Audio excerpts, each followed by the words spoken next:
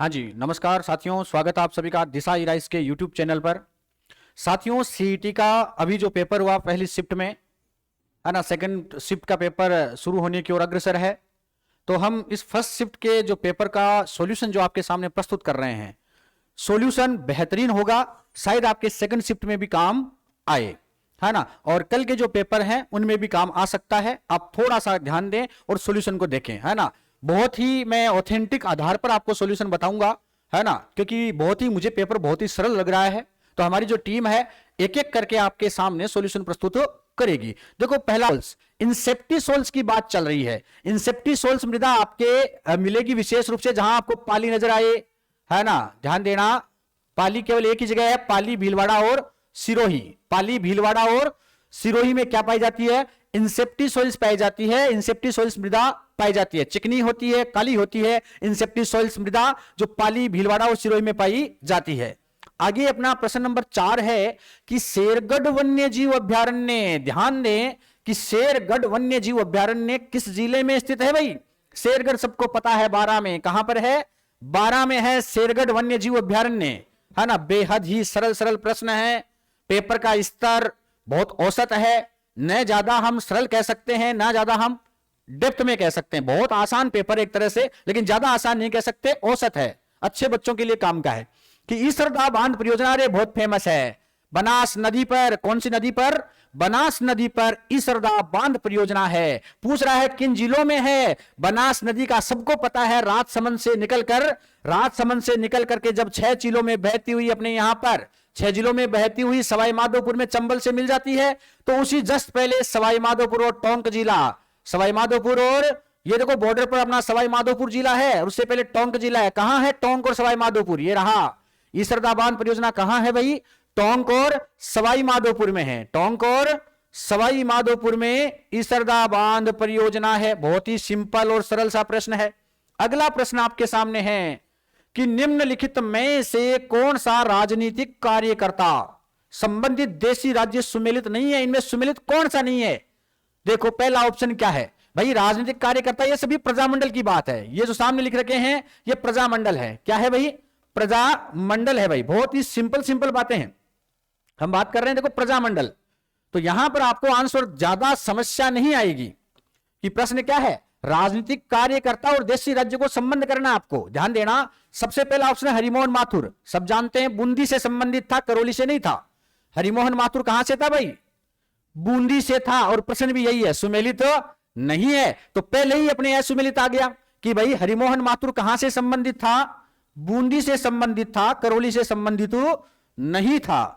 अगला है गोपीलाल यादव, भरतपुर से था, बिल्कुल सही है। मथुरादास माथुर मारवाड़ से थे, बिल्कुल सही है ना। एक इनके भाई एक माथुर और थे, प्रेम नारायण माथुर, है ना। तो कुल मिलाकर हरिमोहन माथुर, मथुरादास माथुर, प्रेम नारायण माथुर भी अपने भरतपुर और उसके बाद वो अलवर निकल गए थे, है ना। कृष्णदत्त पालीवाल धौलपुर से हैं। किससे हैं? धौलपुर से। तो इसमें सही आंसर रहेगा हरिमोहन माथुर, जो कि करौली से नहीं थे बल्कि कहां से थे भाई? बूंदी से थे। बेहद महत्वपूर्ण प्रश्न है। बहुत अच्छे ये पेपर जो है आपके लिए, मैं कहूंगा कि अगर आपने इसको थोड़ा सा रिलेटेड करके पढ़ा तो आज शाम वाला जो पेपर है उसमें आप बहुत ही, जो अगली सेकंड शिफ्ट है, जबरदस्त करके आओगे। और कल वाले पेपरों में भी आप इसको बहुत अच्छे से करके आओगे। हमारी कोशिश है यूट्यूब पर इसको हम अभी 10 15 20 मिनट, मतलब घंटा भर तो इसको बनाने में लग जाएगा, और उसके तुरंत बाद ही हम चढ़ा देंगे, है ना। ये हमारी कोशिश रहेगी। प्रश्न नंबर 7 जो है कि निम्नांकित में से कौन सा सही सुमेलित नहीं है? क्या स्थलाकृति और अवस्थिति बतानी है कि कौन सी स्थलाकृति कहां पर है। देखो, पहला गजब, मैंने आपको अभी YouTube चैनल पर एक पहला वीडियो डाल रखा है ना।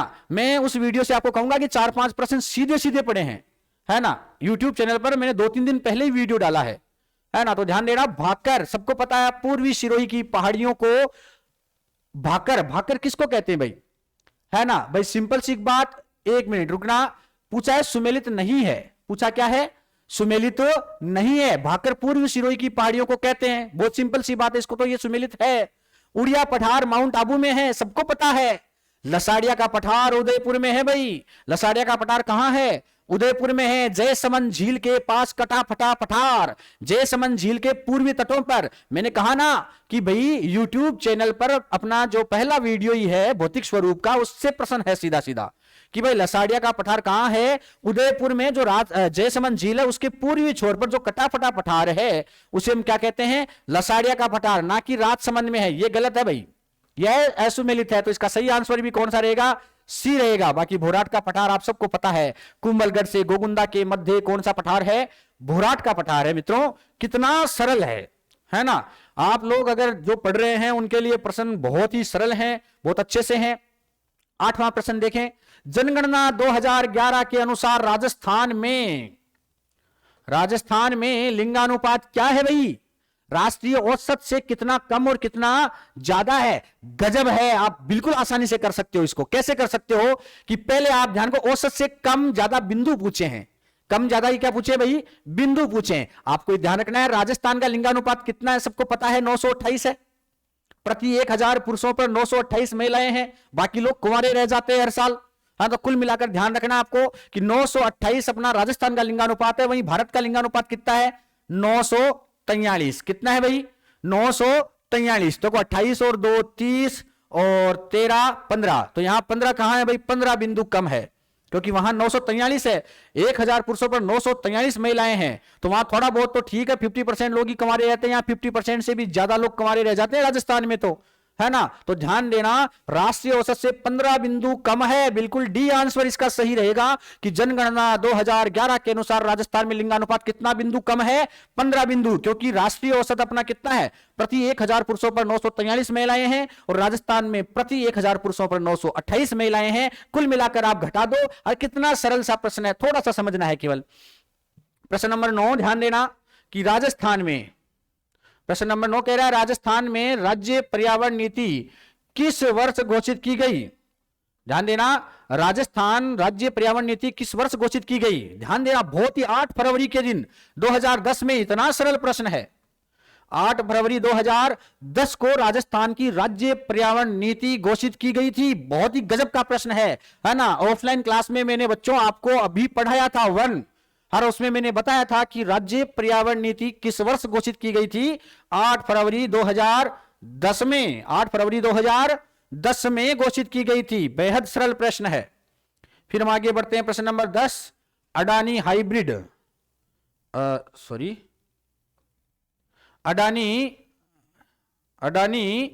कहां गया? अडानी हाइब्रिड एनर्जी की सहायक कंपनी ने किस स्थान पर भारत का पहला पवन सौर हाइब्रिड पावर? अरे गजब, अभी अडानी का बहुत ही चल रहा था बीच में कि भारत की पहली हाइब्रिड प्लांट लाई है, हाइब्रिड पवन सौर पावर प्लांट लेकर आई है। कौन सी? अडानी कंपनी राजस्थान में लेकर आई है। और राजस्थान में तो एक ही ऑप्शन मिलता है अपने को, जैसलमेर में। तो इसका सही आंसर कौन सा रहेगा मित्रों? जैसलमेर रहेगा। तो भाइयों और बहनों, आप कुल मिलाकर के ध्यान देना प्रश्न नंबर 11 पर कि कौन सा खनिज और कौन सा खनन क्षेत्र सही सुमिलित नहीं है।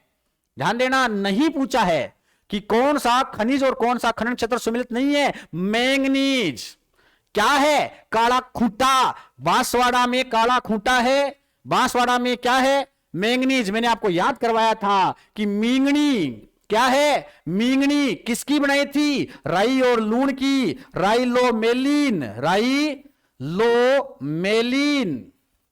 ये राई और लूण की हमने मींगनी बनाकर मेल ली। कहां पर? मुंह में मेल ली थी। तो राइलो मिली की मींगनी, यानी राई और लूण की मींगनी बना ली, मुंह में मेल ली थी। फिर हमने 4-5 जगह याद की थी बांसवाड़ा में, है ना? तो मैंगनीज कहां है? काला खूंटा में, ये सही है। तांबड़ा कहां है? गलत।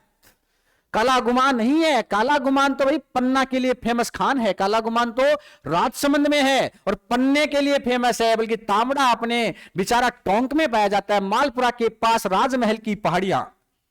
मालपुरा के पास कौन सी पहाड़ियां मित्रों? राजमहल की पहाड़ियों में क्या पाया जाता है? तांबड़ा पाया जाता है। देखो मैंगनीज का अयस्क बताया था मैंने, राइलोमेलिन, है ना? बाकी काला खूंटा है, तलवाड़ा है, 5-6 जगह मैंने बताई थी। वैसे तांबड़ा हमने याद किया था राजमहल में क्या पाया जाता है? तांबड़ा, जो मालपुरा के पास है, टोंक जिले में। काला गुमान तो राजसमंद में है। काला गुमान तो कहां है भाई? राजसमंद में है, जो कि पन्ने की खान है। किसकी खान है मेरे प्यारे दोस्तों? पन्ने की खान है।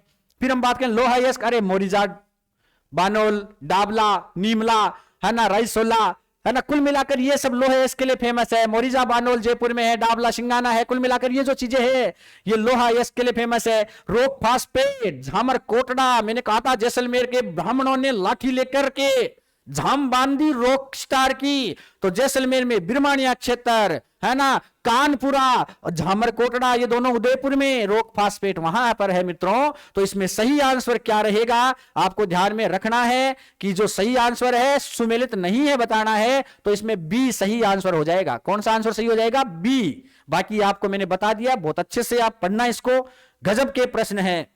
देखो वैसे तो सारे प्रश्न ही क्या होते हैं, गजब के होते हैं, सॉरी सारे प्रश्न ही क्या होते हैं, गजब के होते हैं, है ना। प्रश्न नंबर अगला है 12वां प्रश्न। 1857 की क्रांति के दौरान जयपुर के पॉलिटिकल एजेंट कौन थे? अरे कितना सरल है, ईडन का नाम सुना है आपने, विलियम ईडन जयपुर के पॉलिटिकल एजेंट पूछा है ना। कि साहब देखो विलियम ईडन कहां के थे? जयपुर के पॉलिटिकल एजेंट थे। बाकी आपको पता है मेजर बर्टन कोटा में थे, है ना। हमने कहा था साहब एक आदमी था जिसको हमने वो नाड़ काट के लटका दी थी, है ना, पता है ना आपको वैसे तो, है ना। तो कुल मिलाकर विलियम ईडन जयपुर में थे। प्रश्न नंबर 13 देखो, अधोलिखित में समय को विशेष रूप से ध्यान में रखते हुए फटाफट आगे बढ़ जाता हूं। वैसे तो अधोलिखित कथनों को सावधानी पूर्वक पढ़िए। अरे पढ़ो, कह रहा है भाई पढ़िए तो पढ़ लेंगे भाई, इसमें कहां दिक्कत है, पढ़ना ही है अपने को।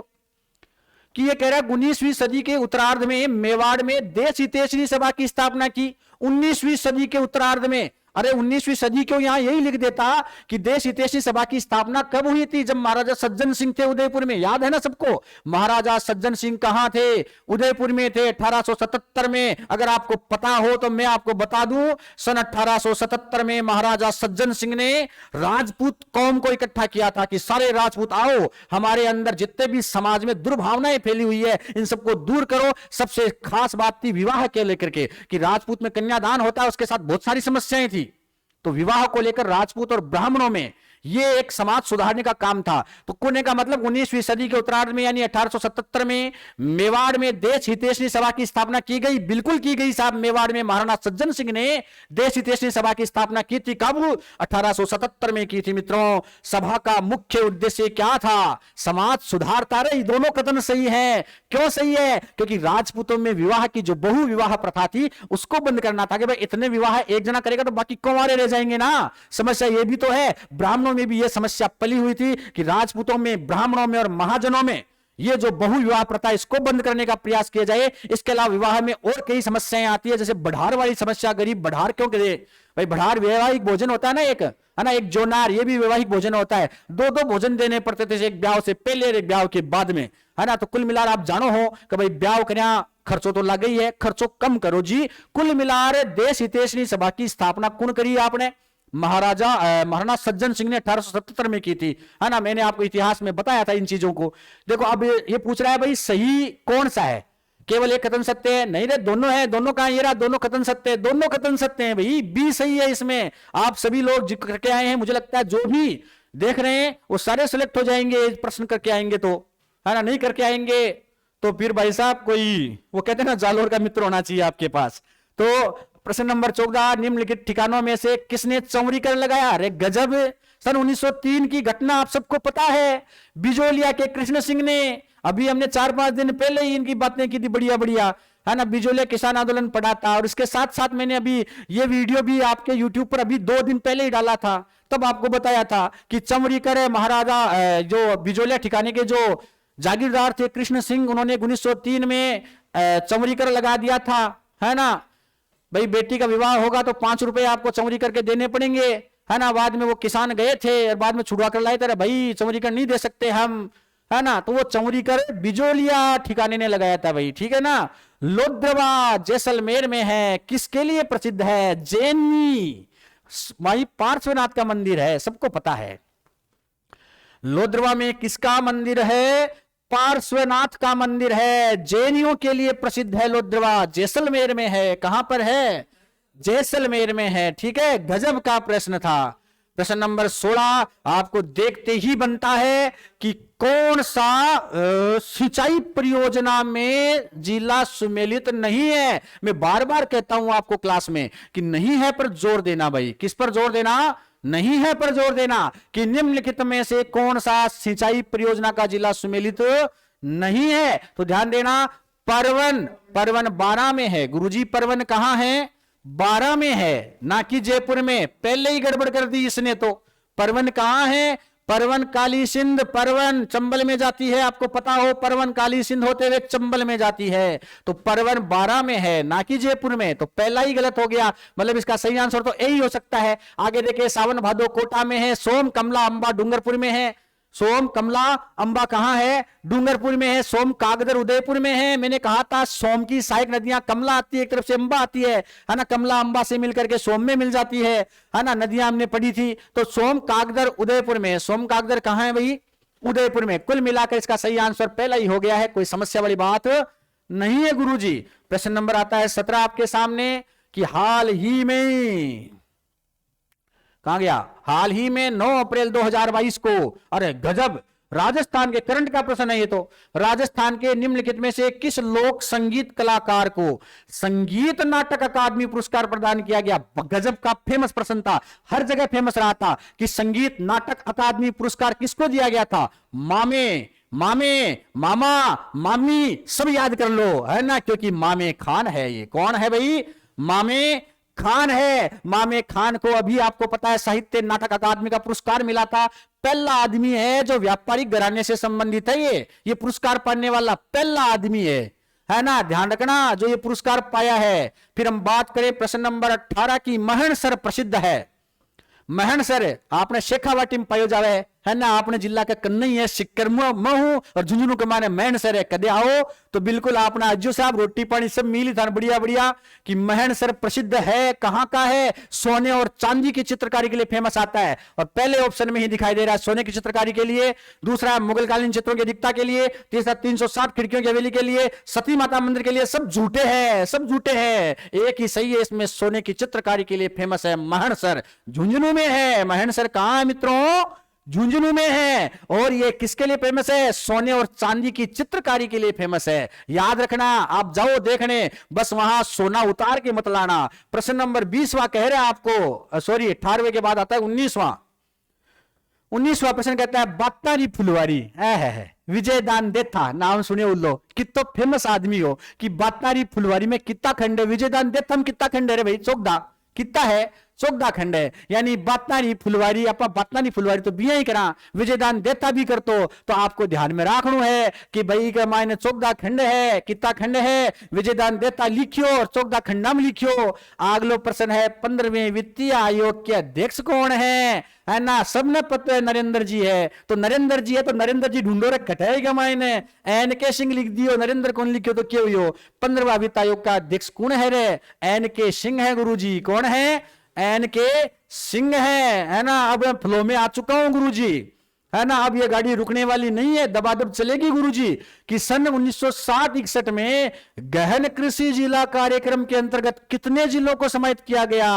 गहन कृषि जिला कार्यक्रम, है ना, गहन कृषि जिला कार्यक्रम के अंदर कितने जिलों को शामिल किया गया गुरुजी? याद आ गया था ने 7 कितो 7 जिलों को शामिल किया गया है गहन कृषि जिला कार्यक्रम में। 1960-61 की बातें हैं, वो पल थे, वो दिन थे, वो रातें थी, वो सुहानी शाम थी जब हम बातें किया करते थे कि 7 जिलों में गहन कृषि जिला कार्यक्रम चलाया जाएगा। हम कृषि को बढ़ावा देंगे और कृषि को गहन देंगे। गहन बोल तो भाई ज्यादा होनी चाहिए अपनी कृषि कुल मिलाकर के, है ना।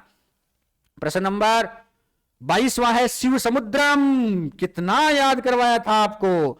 शिव समुद्रम कर्नाटक में, है ना। मैंने बताया था कावेरी नदी पर कौन कौन से समुद्रम है, कावेरी नदी पर कौन कौन से द्वीप समूह हैं, कावेरी नदी पर कौन कौन सी बांध परियोजनाएं हैं, कौन सी होगी नकल स्टाइल से, होंगी नकल स्टाइल से, होंगे नकल स्टाइल, है ना। बताया था आपको, लेकिन आपने पता नहीं नकल स्टाइल से नहीं की होगी। शिव समुद्रम कर्नाटक में है। कृष्ण राज सागर बांध का भी आपको पता है वैसे तो, लेकिन शिव समुद्रम कहां है भाई? कर्नाटक में। कावेरी नदी कहां है भाई? कावेरी नदी पहला ही है, मैं चौथे में ढूंढ रहा हूं। तो शिव समुद्रम कावेरी नदी पर है। कहां पर है गुरुजी? कावेरी नदी पर है।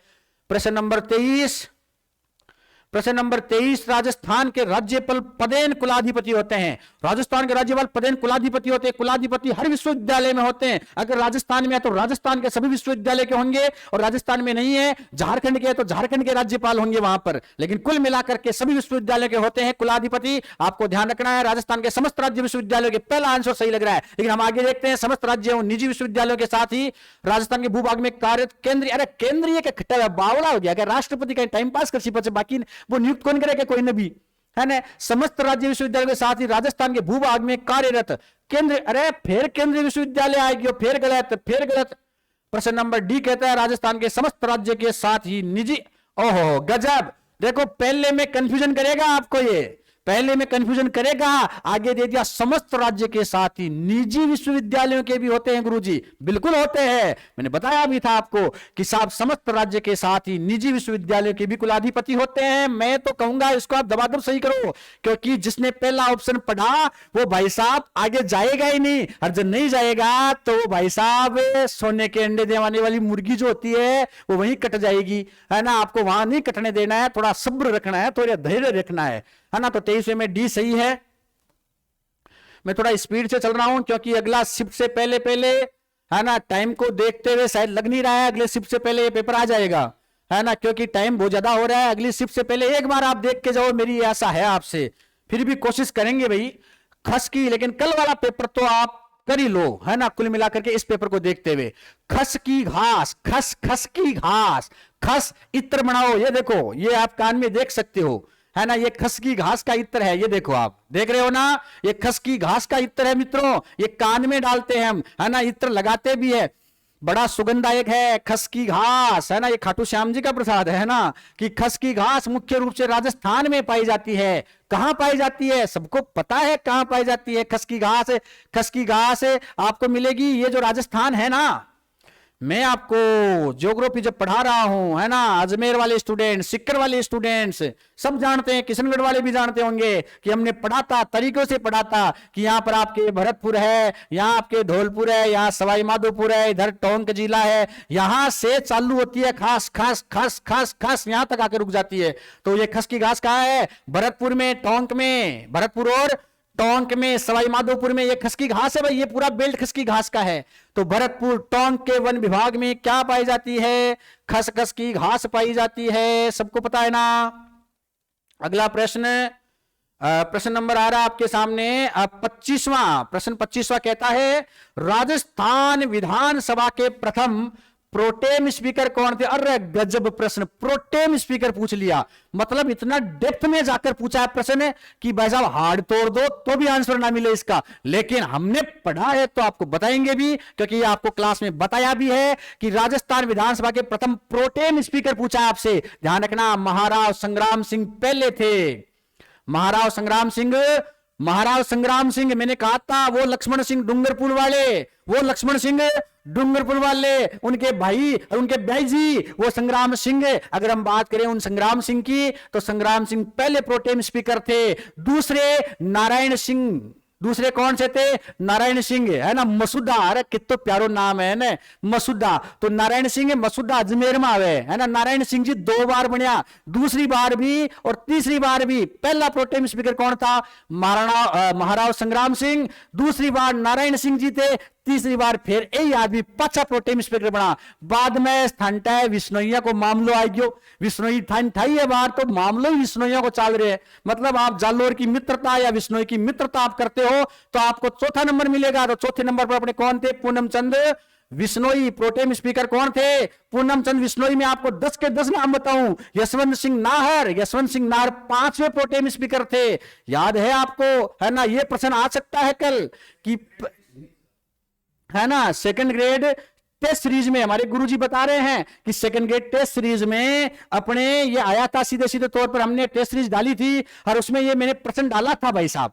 सेकंड ग्रेड, मुझे लगता है एग्जामिनर ने अपनी जो सेकंड ग्रेड वाली टेस्ट सीरीज है वो पढ़ ली, है ना, और उस टेस्ट सीरीज की कॉपी कर दी यहां पर, है ना। एग्जामिनर समझता है भाई कि दिशा इराइज वाले ही हैं जो पेपर पर मेहनत करेंगे और पेपर को बढ़िया देंगे, और आप लोग हो ऐसे स्टूडेंट जो उनका देख करके भाई साहब इस पेपर को करके आओगे। मतलब एग्जामिनर ने साफ साफ तौर पर मान लिया कि दिशा इराइज के स्टूडेंट को सिलेक्शन देना ही देना है, और बाकी आपकी इच्छा है, आप शेयर करो तो करो, नहीं करो तो नहीं करो भाई, है ना। सब्सक्राइब तो आप जरूर ही करोगे, है ना। अब बाकी आपकी इच्छा कि भाई 25वां प्रश्न क्या कह रहा था आपको, मैं आपको फिर बता देता हूं कि राजस्थान विधानसभा के पहले प्रोटेम स्पीकर की बात थी।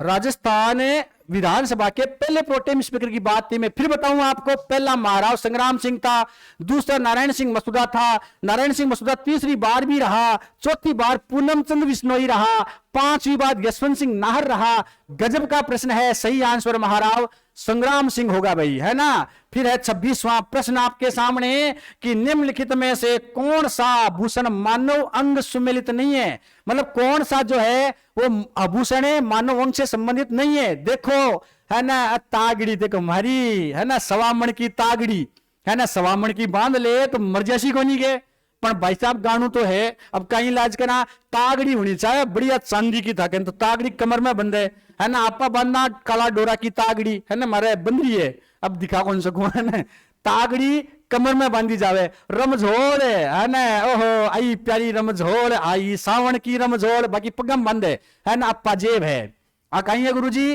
अप्पा जेब है, आ कलाई में कोनी, आंसर वही क्यों लियो, है ना। यो कह रहे सुमिलित नहीं है, कह सुमिलित कोनी भाई, रमझोल अपगम हुए भाई, आ कटे हुए है भाई। कहां होती है ये कहां पर होती है, ये पैरों में होती है। कहां होती है, पैरों में, है ना। सुरलिया कानों में पहना जाता है, तिमणिया गले में पहना जाता है। तिमणिया कहां पहना जाता है, गले में। प्रश्न नंबर 27 कहता है आपके सामने, है ना। देखो हम थोड़ा सा कैसे आज पेपर को देख करके बड़ा हमको ऐसा लग रहा है कि हमारी टेस्ट सीरीज में से काफी सारे प्रश्न उठे हैं, इसलिए हम खुश भी हैं कि हमारी टेस्ट सीरीज जो हमने मेहनत की वो आप लोगों के काम आई। जिन्होंने भी दिशा इराइज एप्लीकेशन पर टेस्ट सीरीज दी है, बाकी ये टेस्ट सीरीज पहले की पड़ी है, आप खोलकर देख सकते हो। जिन्होंने दी है वो सब जानते हैं कि मजा आ गया साहब, है ना। ई श्रम पोर्टल का उद्देश्य है, ई श्रम पोर्टल का उद्देश्य क्या है ना, गजब का प्रश्न है ना। ई श्रम भाई, इलेक्ट्रॉनिक श्रम किससे करवाओगे आप, असंगठित लोगों से करवाओगे ना।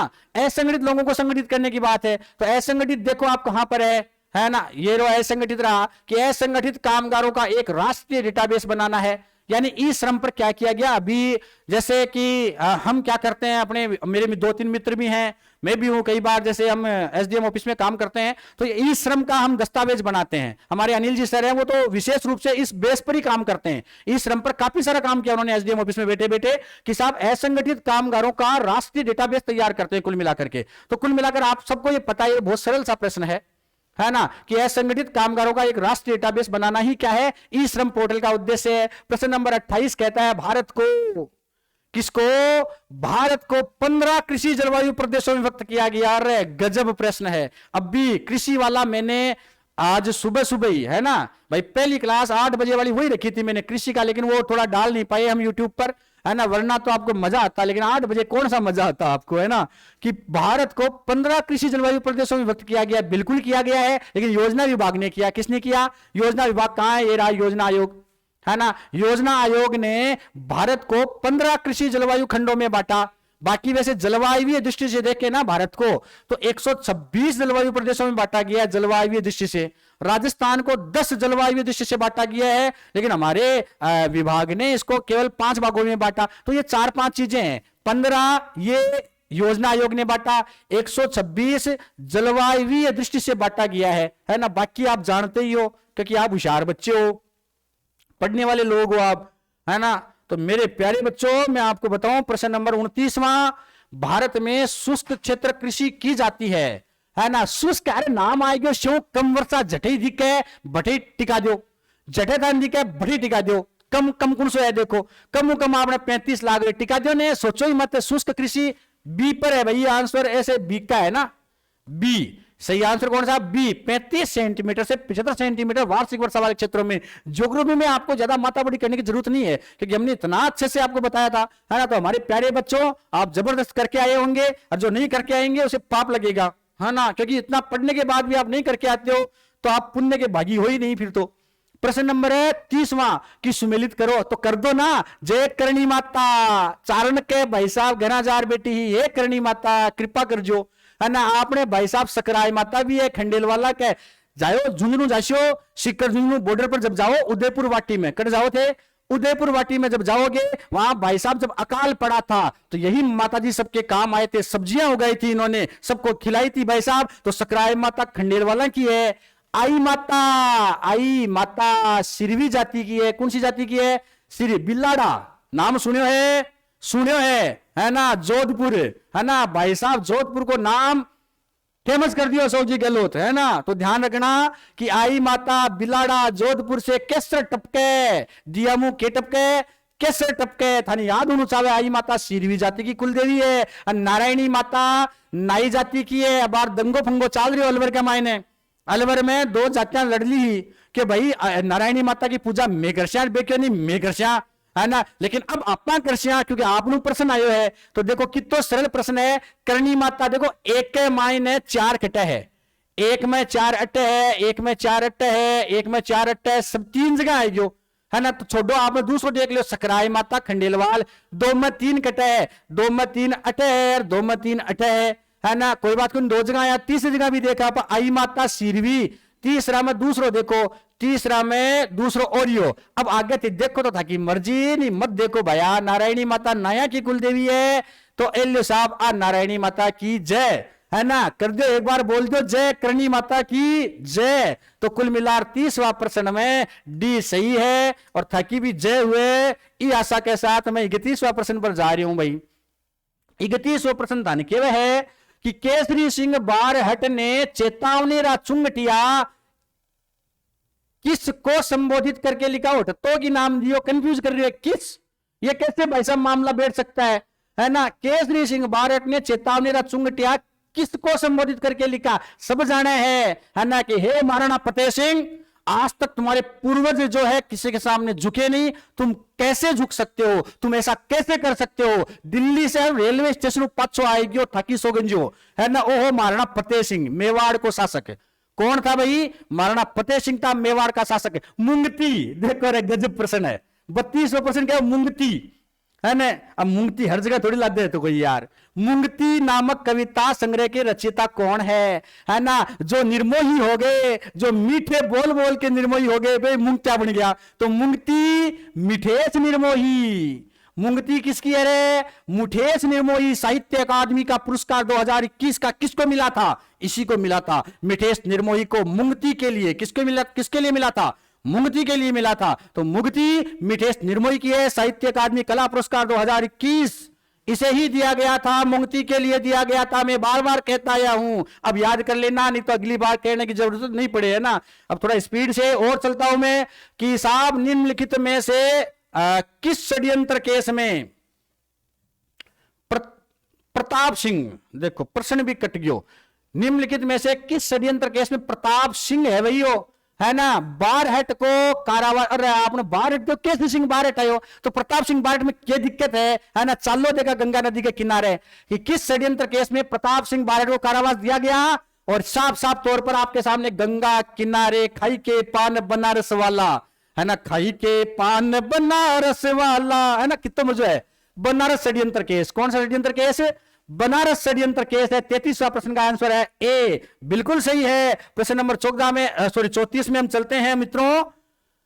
भाइयों और बहनों, 1 रुपए के नोट पर किसके हस्ताक्षर होते हैं? तो कुल मिलाकर के एक ही तो आदमी है बेचारा जो 1 रुपया का नोट पर सिग्नेचर करे, है ना। सचिव, वित्त मंत्रालय में सचिव होता है, थोड़ा बहुत अधिकार दे दिया बेचारे को, है ना। तो सचिव, वित्त मंत्रालय का जो सचिव होता है वो 1 रुपए के नोट पर क्या करता है भाई? सिग्नेचर करता है मित्रों। फिर हम बढ़ते हैं 35वें प्रश्न की ओर, और गजब का प्रश्न है आपके लिए कि कौन सा कथन सत्य है? कौन सा कथन सत्य है? सत्य है पूछा है, आपकी बार असत्य नहीं पूछा है, आपकी बार क्या पूछा है? सत्य है। देखो 6 अगस्त 2022 को जगदीप धनखड़ ने भारत के 14वें उपराष्ट्रपति के रूप में शपथ ली तो थी भाई साहब, 14वें आदमी की ली थी।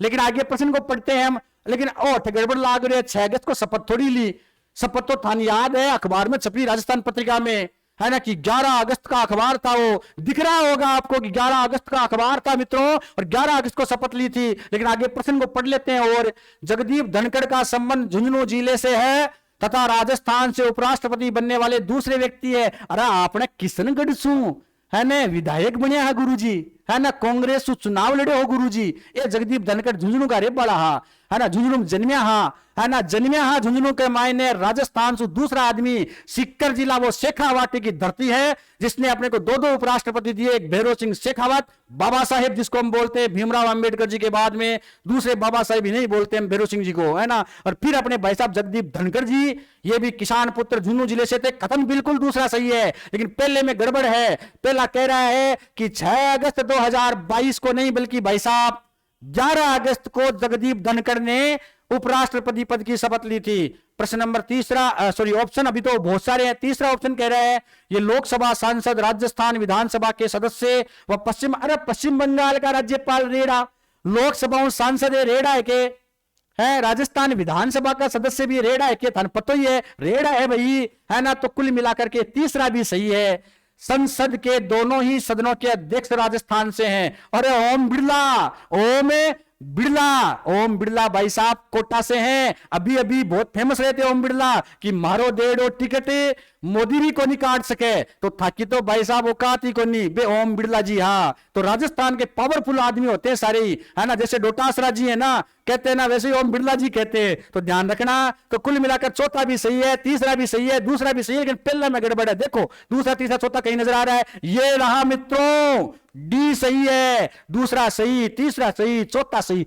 गजब का प्रश्न है, सोचने पर मजबूर करेगा। जिसको तिथि याद है उसके लिए अतिथि कुछ नहीं होता है, जिसको तिथि याद है उसके लिए अतिथि बोझ होता है, वैसे प्रश्न है। ठीक है, प्रश्न नंबर 36 मित्रों, यह कह रहा है कि मलिक शाह की मस्जिद कहां स्थित है। मलिक शाह की मस्जिद वहीं स्थित है जहां पर जलालाबाद नाम रखा था, जालोर का नाम जलालाबाद रखा था, वहीं पर मलिक शाह की मस्जिद है, वहीं मलिक शाह की दरगाह स्थित है जालोर में, जलालाबाद। मामला समझ में आ गया ना। अलाउद्दीन खिलजी ने अभी फर्स्ट ग्रेड में प्रश्न आया था, है ना, तो पहले तो नहीं पता था, लेकिन उसके बाद भाई साहब दबादब पढ़ाता इसको कि कई हाल में छोड़ना ही नहीं है। तो मलिक शाह की दरगाह है जालोर। कहां है गुरुजी?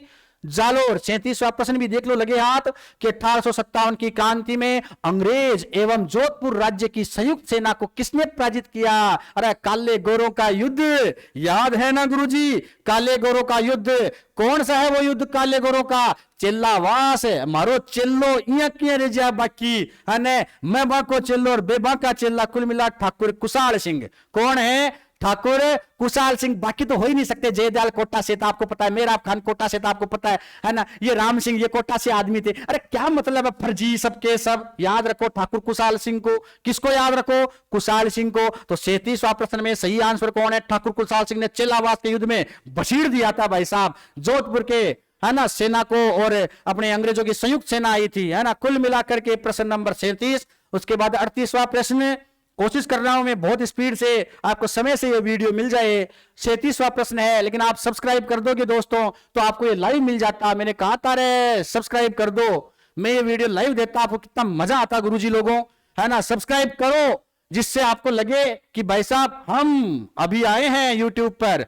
अब हम जाने वाले नहीं हैं बल्कि छाने वाले हैं, क्योंकि आप लोग हमारे साथ हो। तो देखो 38वां प्रश्न है, निम्न में से राजस्थान के किस मुख्यमंत्री के कार्यकाल में सर्वाधिक बार राष्ट्रपति शासन लगाया? है ना, एक ही मुख्यमंत्री हो बिचारो जगह के सामने 2 बार राष्ट्रपति शासन लाग्यो, है ना। बाकी हरिदेव जोशी, मोहनलाल सुखाड़िया, एक टाइम पास हो गया, मतलब हाँ तो बढ़िया आदमी, लेकिन आके समय एक एक बार आपातकाल लग गयो। भैरो बाबा, भेरू बाबा ओम विश्वेशम महाधवम डुंडिम दंडपाणिम च भैरवम वंदे कासिम गुहाम गंगाम भवानीम मणिकर्णिकाम। बोले भेरू जी महाराज की जय। देखो है क्या भेरू जी? अरे ये रे भैरव सिंह शेखावत 2 बार राष्ट्रपति शासन लगाता भाई साहब, है ना, आदमी गजब का था। तो राष्ट्रपति शासन इसके समय 2 बार लगा। आंसर भी सही भैरव सिंह शेखावत ही होगा। फिर आता है 39वां प्रश्न कि राजस्थान के किस भाग में मक्का का सर्वाधिक उत्पादन होता है? मक्का डूंगरपुर चल जाओ, चाहे थे 1800 डूंगरपुर से होता है, या सवाई माधोपुर भरतपुर तक पहुंच जाओ,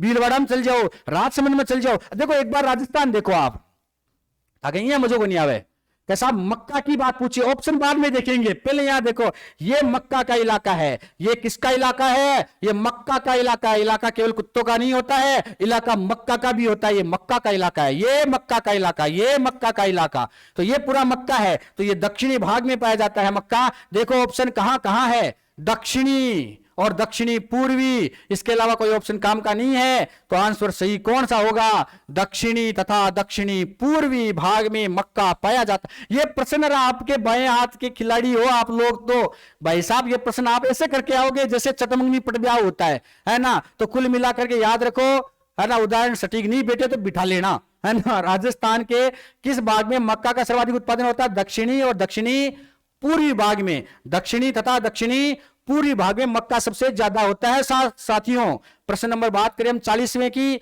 गजब का प्रश्न, अजरक प्रिंट की बात हो रही है, नाम तो अजरक ही दिखा है। अच्छा, प्रश्न नंबर 40 कहता है सुमेलित कीजिए, प्रश्न नंबर 40 कहता है सुमेलित कीजिए। अरे कर दो, अजरक नाम दिखते तो आप बाड़मेर जाओगे ना, कहां है बालोतरा बाड़मेर, ये देखो बालोतरा, ये रहा बालोतरा, अजरक बालोतरा, देखो बाड़मेर अलग से ऑप्शन दिया है गुरुजी, देखो कंफ्यूज करेगा आपको, बालोतरा अलग दिया है, बाड़मेर अलग दिया है, लेकिन बालोतरा का आपको पता है अजरक प्रिंट, मलीर प्रिंट बोले ने, अजरक प्रिंट को आप क्या बोलते हो गुरुजी, मलीर बोलते हो, मलीर प्रिंट बोलो चाहे अजरक प्रिंट बोलो, ये कहां है, बालोतरा बाड़मेर में है। कहां पर है अन्ना। बाकी आप पावरलूम कपड़ों पर छपाई, पावरलूम की बात है तो गड़बड़ कर रहे हो, पावरलूम पावरलूम नहीं, गड़बड़ हो गई भाई, ध्यान रखना। वापस देखा, मोटरा कहां के है, जोधपुर है, मोटरा कहां के हैं, जोधपुर के। मसूरिया कोटा कैथून की है, मसूरिया कोटा कैथून की है। अजरक प्रिंट बालोतरा की, तो पावरलूम कपड़ों पर छपाई बालोतरा में होती है, पावरलूम छपाई कहां होती है, बालोतरा में, क्योंकि बाड़मेर में ऐसा नहीं है। एक बालोतरा तो है वो लूनी नदी गंदी हो जाती है,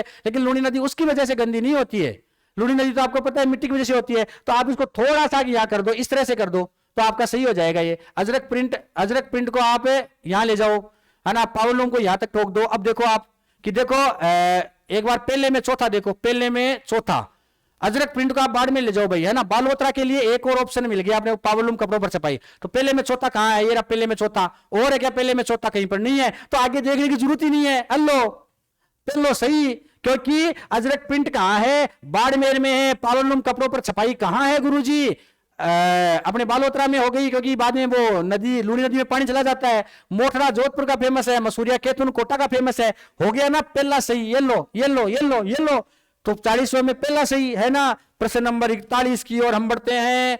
देखो ये अपने इकोनॉमिक्स का प्रश्न आ गया, केंद्रीय बैंक द्वारा निम्न में से कौन सी साख नियंत्रण की परिमाणात्मक विधि है। अरे परिमाणात्मक विधि 4 प्रकार की है, वो तो मन भी आवे, इकोनॉमिक्स को बंदो को नहीं में, लेकिन तैयारी करीज ना पढ़िया कि भाई साख नियंत्रण में परिमाणात्मक विधि कितने प्रकार की होती है, 4 प्रकार की होती है ना। एक बैंक दर, एक राष्ट्रीय नियंत्रण वाली, है ना, और एक अपनी वो, इनमें से तो चारों ही नहीं है इनमें। अरे ये रहा बैंक दर, है ना।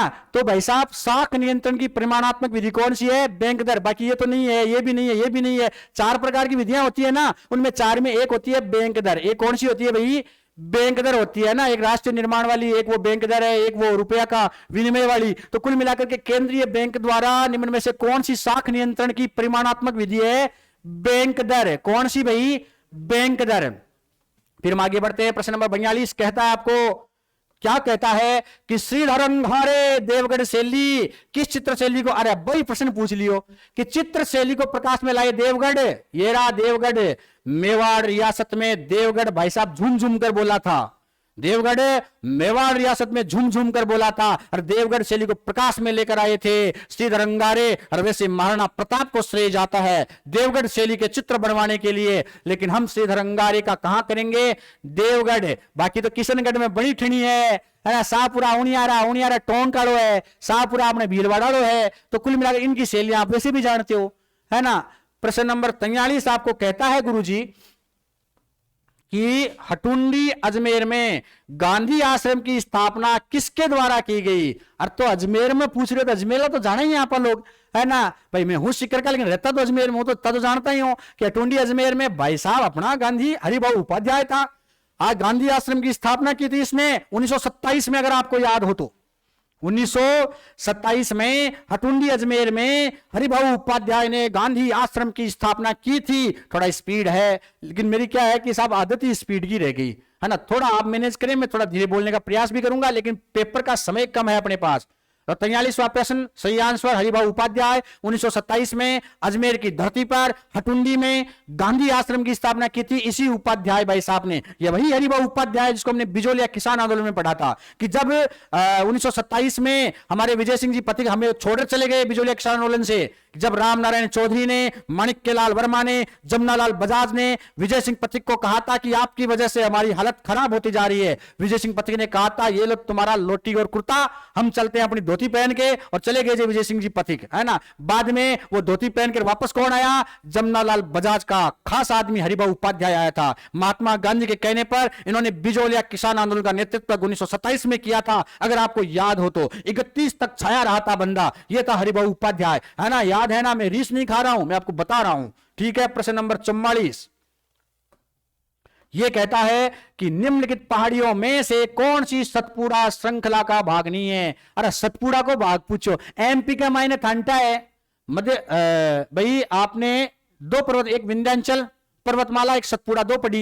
ये विंध्याचल पर्वतमाला, ये सतपुड़ा पर्वतमाला, इसकी भ्रंश में बहती है नर्मदा नदी। कौन सी नदी? नर्मदा नदी बहती है ना, ये नर्मदा नदी बह रही है इसके भ्रंश में। ये सतपुड़ा है। यहाँ महादेव डूंगरी है। यहाँ कौन सी डूंगरी है? महादेव है। इसके यही पास में ही राजपीपला है। फिर एक यहाँ आती है मेकाल, मेकाल पर्वतमाला, ये महादेव है, ये राजपीपला है, ये मेकाल है ना। और राजपीपला, महादेव, मेकाल, है ना। कुल मिलाकर भारनेर नहीं है, ये गलत है। तो कुल मिलाकर के सही आंसर कौन सा होगा? ए, भारनेर।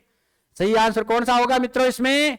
ए, भारनेर इसका सही आंसर होगा। क्यों होगा? कि महादेव डूंगरी ये रही, ये आपको पता है मेकाल पर्वतमाला, और ये आपको पता है कौन सी? राज पीपड़ा, है ना। तो सही आंसर ए, ये सतपुड़ा का भाग नहीं है, बाकी तीन तो भाग है भाई। नेक्स्ट प्रश्न है प्रश्न नंबर 45। ये क्या कहता है आपको? ये गजब का प्रश्न है मित्रों, है ना। और अब जो है हमारे सर आपके सामने प्रस्तुत होंगे, है ना। थोड़ी देर के लिए मैं भी पानी वानी पीऊंगा बढ़िया तरीके से, या फिर चलने दूं भाई, चलने दूं, है ना। नहीं, हमारे सर कह रहे हैं कि भाई कुल मिलाकर के ठीक है भाई, है ना। अगले साइंस के सर हमारे सामने प्रस्तुत है। साइंस के देखो आप, फिर हमारे जो सर है वो आपको करंट जीके के प्रश्न है ये, तो वो सर करवाएंगे आपको कुल मिलाकर के। हमारी टीम से आप रूबरू हो लो एक बार बढ़िया तरीके से, आपको हर पेपर का सॉल्यूशन पेपर होते ही, अगर आप लोग आज हमको दबाकर सपोर्ट करते हो तो कल हम लाइव मिलते हैं इसी क्लास के साथ जबरदस्त तरीके से। जय हिंद, जय भारत। आगे आप सर को देखोगे।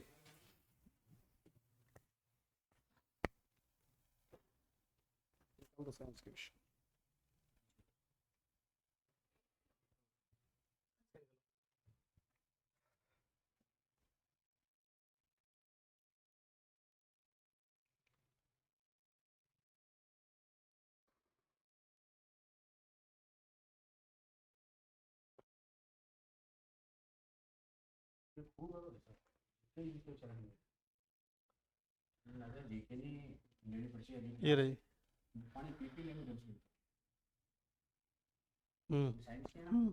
दो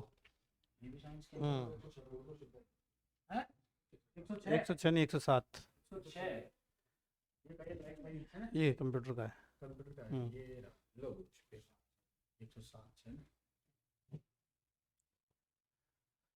दोस्तों सभी का एक बार फिर से स्वागत। हम जो साइंस के प्रश्न सीईटी में जो आए उनको सॉल्व करने का प्रयास कर रहे हैं। तो जो प्रश्न नंबर 107 है, बहुत बढ़िया प्रश्न है, बहुत आसान भी है। हमारे को जब भी ये सुमेलित करने का प्रश्न आता है तो आपको एक बात ध्यान में रखनी है, अपने को सुमेलित जो करना है वो करना है जो अपने को आ रहा है, पहले अपन उसको सुमेलित करें। तो कभी कभी जो नहीं आ रहा है वो भी अपने को सुमेलित हो जाता है। तो हमें को अपने को ध्यान रखना है। जो पहला अपना सूत्र यहाँ आया है, रसायन पूछा है, वो है ब्लीचिंग पाउडर का। तो ब्लीचिंग पाउडर बोलते हैं कैल्शियम हाइपोक्लोराइड को, और इसको हिंदी में जो इसका उपनाम है वो है विरंजक चूर्ण। तो जो विरंजक चूर्ण काम करेगा वो विरंजनीकरण में काम करेगा। तो यानी ए का जो सुमेलित करेंगे हम वो करेंगे 3 से। तो जब भी ऐसा करें तो A3 किस पे आया है? A3 या तो आया है C पे या आया है A पे। तो इसका मतलब हमारा उत्तर जो आगे जाना है वो या तो A से जाना है या C से जाना है।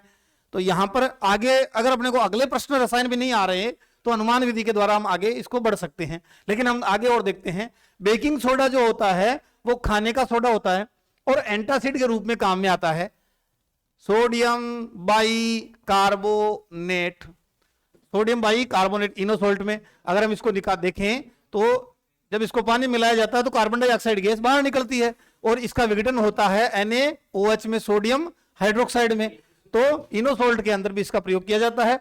तो सोडियम बाइकार्बोनेट या खाने का सोडा जब हम इससे कहते हैं बेकिंग पाउडर, बेकिंग से याद रखना है बाई, तो बी जो है वो 4 से, तो B4 किस में आ रहा है, यहाँ B2 है या B4 है, तो 3 4 1 2 यहां अपना आंसर होगा। तो यहां आंसर होगा अपना C।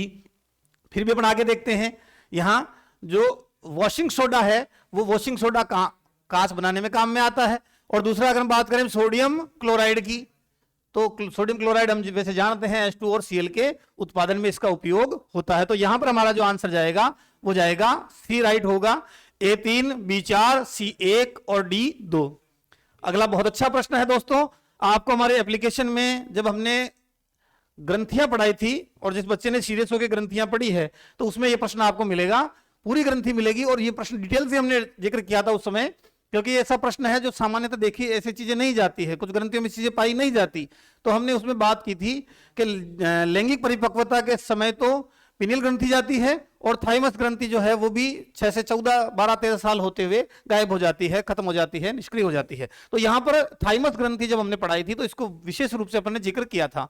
वापस बात करते हैं, बच्चों में सबसे बड़ा होता है लेकिन यौवन की शुरुआत के साथ अंततः ये सिकुड़ जाता है और वसा द्वारा प्रतिस्थापित हो जाता है। तो ये सामने हमारे जो है थाइमस ग्रंथि सामने की ओर पाई जाती है। तो यहां पर जो आंसर जाएगा वो जाएगा ए, थाइमस ग्रंथि। अगला प्रश्न देखते हैं, ये भी बहुत अच्छा प्रश्न है, ये कई बार कंपटीशन में रिपीट प्रश्न है।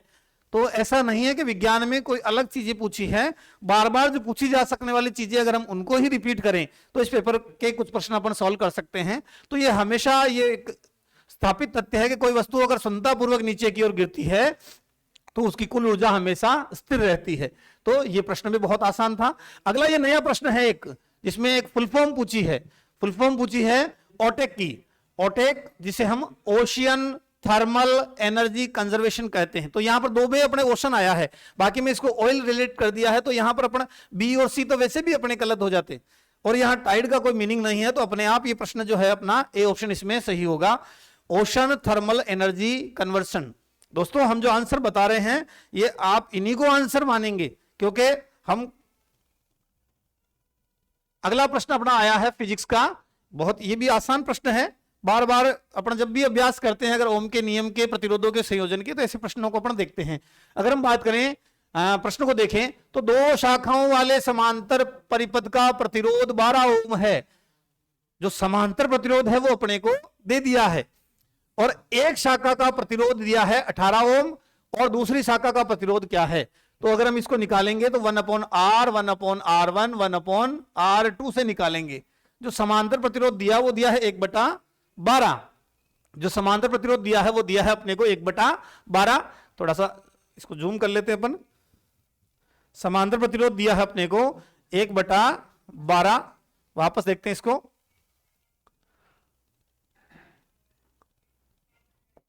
तो यहां पर हमने जो सूत्र लिखा था, फॉर्मूला लिखा था 1/R 1/R1 1/R2। अपन इसको यहीं हल करने की कोशिश करते हैं। तुल्य समांतर प्रतिरोध का जो तुल्य प्रतिरोध दिया अपने को वो दिया है 1/12। यहां से अपन ने करा, सूत्र में मान रखा। जो पहला प्रतिरोध है उसका मान है 1/18 और 1/R2 को अपने को ज्ञात करना है। अगर हम बात करें 1/R2 अपने को ज्ञात करना है तो इसका पक्षांतरण करें तो प्लस का मान है माइनस में चला जाएगा। तो ये मान रह जाएगा अपने पास 1/12 प्लस है इधर आ गया माइनस में, तो 1/18। ये मान अपने को ज्ञात करना है R2 का। तो दोस्तों अगर 12 और 8 का एलसीएम निकाले तो हमारे पास आता है 36। 12 का 36 में भाग गया 3 बार गया, चिन्ह अपन ने रिपीट किया माइनस। 18 का 36 में भाग गया 2 बार गया, तो यहां पर अपने पास 3/2 1/R2 का मान है। 3 में से 2 गए तो 1/36, ये 1/R2 का मान है। ये बटा में है, इसको ऊपर लेंगे तो अपने पास जो मान प्राप्त होगा वो 36 होगा और 36 यहां ऑप्शन में बी ऑप्शन में है। तो अपना आंसर यहां होगा बी। अगला प्रश्न देखते हैं दोस्तों, बहुत आसान प्रश्न है। अगला प्रश्न में अल्प विराम के आकार के जीवाणु कहलाते हैं। अल्प विराम को कोमाकार जीवाणु भी कहते हैं और अगर हम बात करें उदाहरण हेजा, विब्रियो कोलेरी, तो विब्रियो कोलेरी क्योंकि इनका आकार अल्प विराम के जैसा होता है तो इसीलिए इनको कोमाकार जीवाणु भी कहते हैं और ये विब्रियो के जीवाणु होते हैं।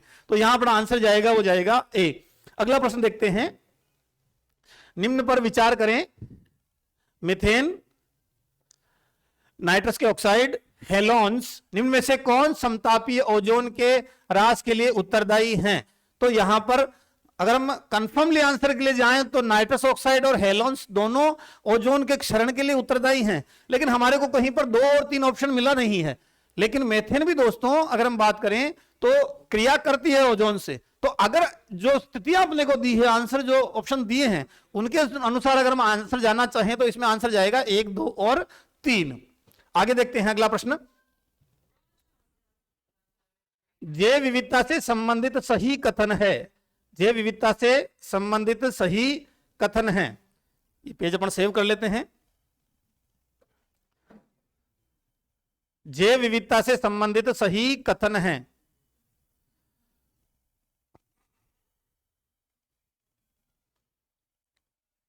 एक बार पेज सेव हो जावे। इनके ऑप्शन देखते हैं अपन। जैव विविधता भूमध्य रेखा की ओर बढ़ती है, जैव विविधता उच्चतर अक्षांशों की तरफ बढ़ती है, पृथ्वी पर जैव विविधता एक समान पाई जाती है। तो दोस्तों इनमें जो अपने पास ऑप्शन आए हैं तो उनमें अगर हम ऑप्शन की चर्चा करें तो 4 ऑप्शन अपने को जो दिए हैं उनमें हम जैव विविधता अगर हम बात करें तो हम पृथ्वी की जब बात करते हैं तो पृथ्वी के मध्य में जो अपन रेखा की बात करते हैं भूमध्य रेखा की, तो जो भूमध्य रेखा है यहां पर जो भूमध्य रेखा पर जैव विविधता जो है वो सर्वाधिक पाई जाती है। तो यहां पर जो ऑप्शन है वो ए ऑप्शन अपना सही हो गया कि जैव विविधता जो है वो भूमध्य रेखा की ओर बढ़ती है और ध्रुवों की ओर जाते हैं तो वहां बायोडाइवर्सिटी जो है वो कम होती है। अगला प्रश्न देखते हैं, बहुत अच्छा प्रश्न है। जैव टेक्नोलॉजी से जब ये प्रश्न आता है तो इसरो की हम हमेशा बात करते ही हैं, तो वहां से पहले ही प्रश्न से इसको ले लिया गया है। तो अगर हम बात करें इसरो द्वारा पहले निम्न इसरो के बारे में सही कथन पूछे हैं, हमेशा प्रश्न करें जब ये जरूर देखें कि सही कथन है या सही कथन नहीं है। तो इसरो द्वारा पहले भारतीय उपग्रह का निर्माण किया गया, बिल्कुल ठीक बात। इसे 1975 में यूएसए द्वारा प्रक्षेपित किया गया। दोस्तों प्रश्न पढ़ते समय जरूर देखें कि यूएसए है या यूएसएसआर है ना। तो यहां पर ये जो गलती है वो यूएसए के स्थान पर इसे यूएसएसआर की सहायता से प्रक्षेपित किया गया। इसका मतलब ये उत्तर यहां ये जो दिया है कथन, ये पूरा कथन गलत हो गया। तो जिसका पहला पार्ट था वो सही था, लेकिन इस प्रश्न का इस कथन का सेकंड पार्ट जो है गलत है। एंट्रिक्स कॉर्पोरेशन इसरो की विपणन शाखा है, बिल्कुल ठीक बात है। इसरो की मास्टर कंट्रोल फैसिलिटी जो है वो हासन में है, कर्नाटक में। आगे बात करें तो इसमें 2 और 3 अपने हिसाब से बिल्कुल सही है। तो यहां पर जो कथन है वो 2 और 3 यानी सी ऑप्शन हमारा सही होगा। तो दोस्तों विज्ञान के ये हमारे सामने साइंस से संबंधित प्रश्न थे। अगले प्रश्न के लिए मैं हमारे साथी को आमंत्रित करूंगा जो कंप्यूटर और इंफॉर्मेशन टेक्नोलॉजी के प्रश्न आपको सोल्व कराएंगे। रमेश जी सर का बहुत बहुत स्वागत। Thank you sir.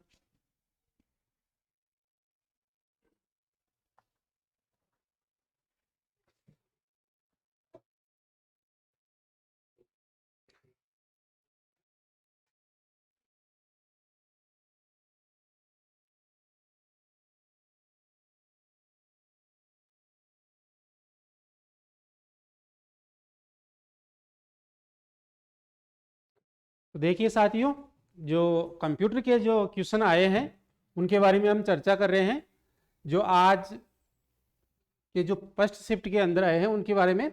तो देखिए, निम्नलिखित में से किस समूह में ग्राफिकल फाइल एक्सटेंशन है? जैसे कि हम जैसे भी है ना पिक्चर को जब सेव करते हैं तो उसके अलग अलग फॉर्मेट में होते हैं, जेपीजी में भी होते हैं, पीएनजी में भी होते हैं। तो वो इसमें से कौन सा राइट है? तो देखिए इसमें टीसीपी पहला ही गलत हो गया अपने इसके अंदर। पहला ही ये कोई होता नहीं है। GIF होता है, बिल्कुल होता है, जिससे क्या होती है अपने ना जब पिक्चर को जब ऐड करते हैं तो उसमें कुछ भी टेक्स्ट लिखते हैं तो वो बबलिंग करते हैं, इसलिए ये होता है। TCI वापस आ गया, ये नहीं होता है। तो इसमें अपना जो तीसरा क्वेश्चन है इस पर देखते तीसरा आंसर JPG बिल्कुल ये है आपका, GIF बिल्कुल ये भी है, और BMP ये भी है। तो इसका मतलब अपने समूह में फाइल को राइट की बात कर रहे हैं तो इसमें अपना सी आंसर रहेगा, ठीक है ना। तो इसमें अपना जो आंसर रहेगा वो कौन सा रहेगा, सी आंसर रहेगा। आराम से मिलाइए इसको। अब आगे के क्वेश्चन की बात करते हैं। इसी में दूसरा क्वेश्चन अपना इसके अंदर है, एमएस एक्सेल में निम्न में से कौन सा सही फॉर्मूला है। सही फॉर्मूले की बात करते हैं तो देखिए, अभी इस फॉर्मूले की बात करते हैं तो अपने के सामने यही आता है कि इस पावर की वजह से, जैसे कि कोई भी अपन पावर मैथमेटिक्स का पावर लगा रहे हैं, जैसे कि दो की पावर 3 की बात कर रहा है ये, तो ये 2 की पावर 3 है, वो किस कौन से फॉर्मूले से आएगी। तो देखिए ये वाला नहीं होगा अपना, ये गलत है, ये भी गलत है और ये भी गलत है। तो अपना आंसर जो है कौन सा हो गया, देखिए आप जब एक्सेल के अंदर इक्वल टू पावर और ब्रैकेट के अंदर जो भी संख्या आप लगाओगे, कोमा के साथ आगे जो संख्या लगाओगे उसके साथ में वो कैसी हो जाएगी आपकी, ये हो जाएगी आपको बार कोड के इसमें स्क्वायर के अंदर, ठीक है ना। आगे देखिए तीसरे की बात करते हैं अपन। तीसरे क्वेश्चन आगे अपना तीसरा क्वेश्चन है, एनटीएफसी का मतलब, यानी कि इसका पूरा मतलब क्या है, एक तो है और इसे किसके द्वारा विकसित किया गया है, यानी कि किसके द्वारा ये विकसित किया गया है। तो देखिए पहले तो इसका पूरा नाम देखिए, न्यू टेक्नोलॉजी फाइल सिस्टम, बिल्कुल ये नहीं है, ठीक है ना। दूसरा नेटवर्क टेक्नोलॉजी फाइल सिस्टम, बिल्कुल है तो ये, लेकिन इसने क्या है, इंटेल ने इसको नहीं किया था, ठीक है ना। दूसरा new technology file system Microsoft, तो बिल्कुल इसका आंसर क्या है अपना, सी है, माइक्रोसॉफ्ट सॉफ्टवेयर की दुनिया में सबसे बड़ी कंपनी है, और जो दुनिया के पहले नंबर पे जो अमीर आदमी है उसकी ये है, ठीक है ना। देखिए आगे देखिए, एमएस वर्ड 2019 के संदर्भ में निम्न अंतिम परिवर्तन के स्थान पर किए जाने के लिए स्ट्रोक है। देखिए 2019 की बात कर रहा है, वहां पे जो एमएस ऑफिस अपडेट आया था उसमें अगर अंतिम उसमें कोई परिवर्तन कर रहे हैं तो उसके लास्ट के अंदर तो वो कैसा होगा, वो शिफ्ट के साथ में शिफ्ट प्लस F5 आप दबाओगे, जैसे ही उसको प्रेस करोगे तो ये फंक्शन आपका क्या करेगा, काम करेगा, ठीक है साथियों। चलो आगे देखते हैं इसके बारे में, थोड़ा सा क्वेश्चन बड़ा है, चलो दिख जाएगा ये। अब देखिए अच्छा क्वेश्चन है, इसके बारे में देखिए, इसमें आ रहा है कि स्तंभ 1 व स्तंभ 2 को मिलान कीजिए, मिलान करने की बात कर रहे हैं ये।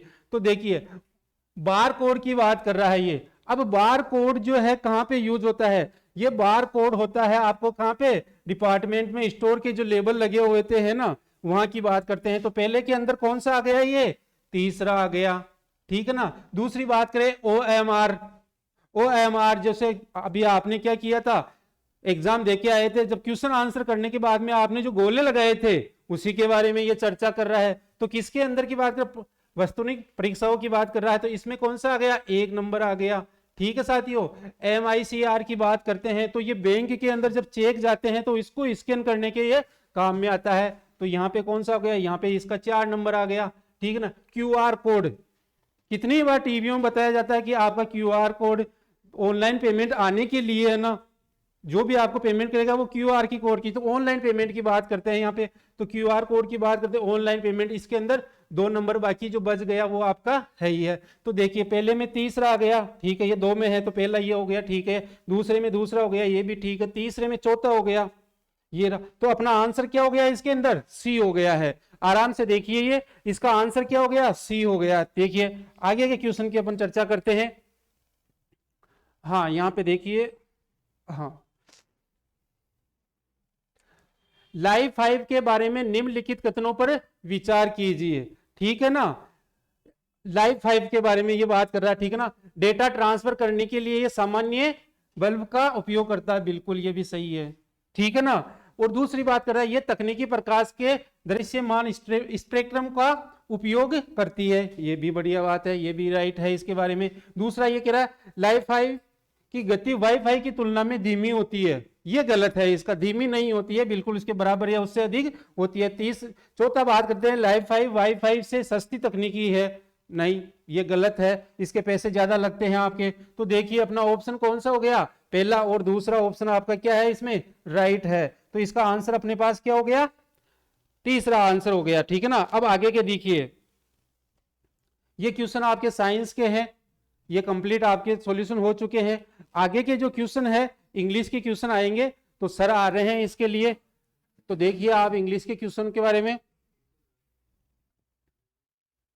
हाँ सर, इंग्लिश के क्वेश्चन कौन से नंबर से सर एक बार बता दीजिए। लास्ट में। ओके, आइए सर।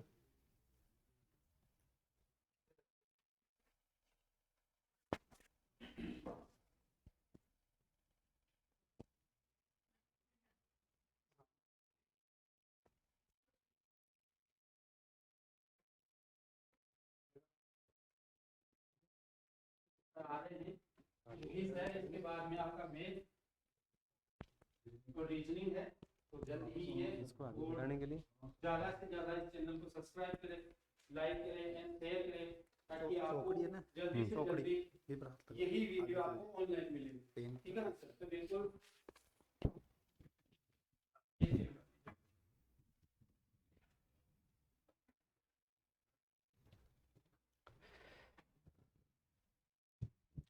Good evening friends.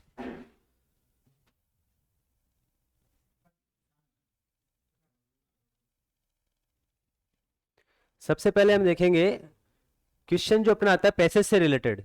उसमें सबसे पहले अपने को करना क्या होता है, आपको जो पैसेज है उसको ढंग से रीड करना पड़ता है, उसकी मीनिंग समझने की कोशिश करनी होती है।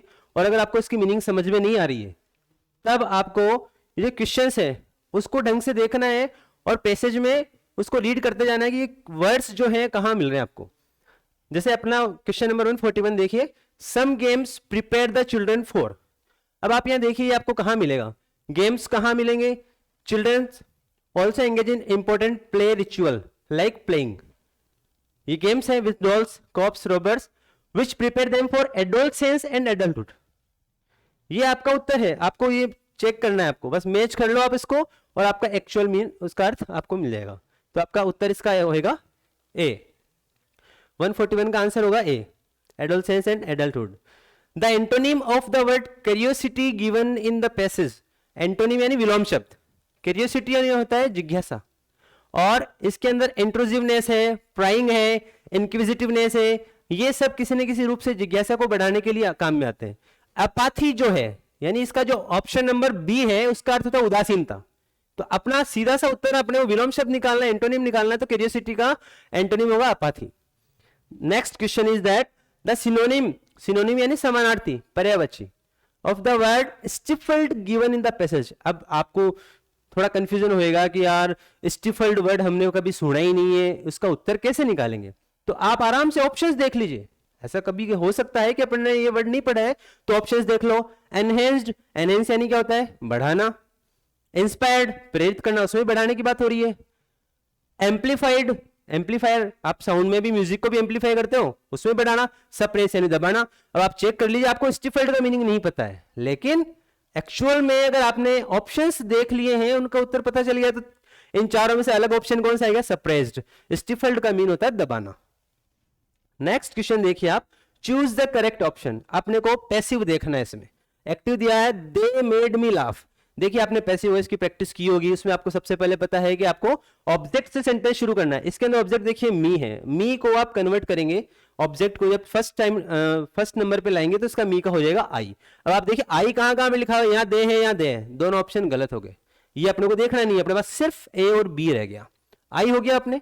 उसके बाद हेल्पिंग वर्ब आती है, आई के साथ वो जाएगा। अब आप देख लिए हेल्पिंग वर्ब, ज्यादा जाने की जरूरत नहीं है आपको, आई के साथ वॉज आ गया, मेड टू लव। अब आप कहोगे दे कहां गया सर, तो दे अनइंपोर्टेंट सब्जेक्ट माना जाता है, इसको जरूरी नहीं है कि बाय देम लिखा जाए।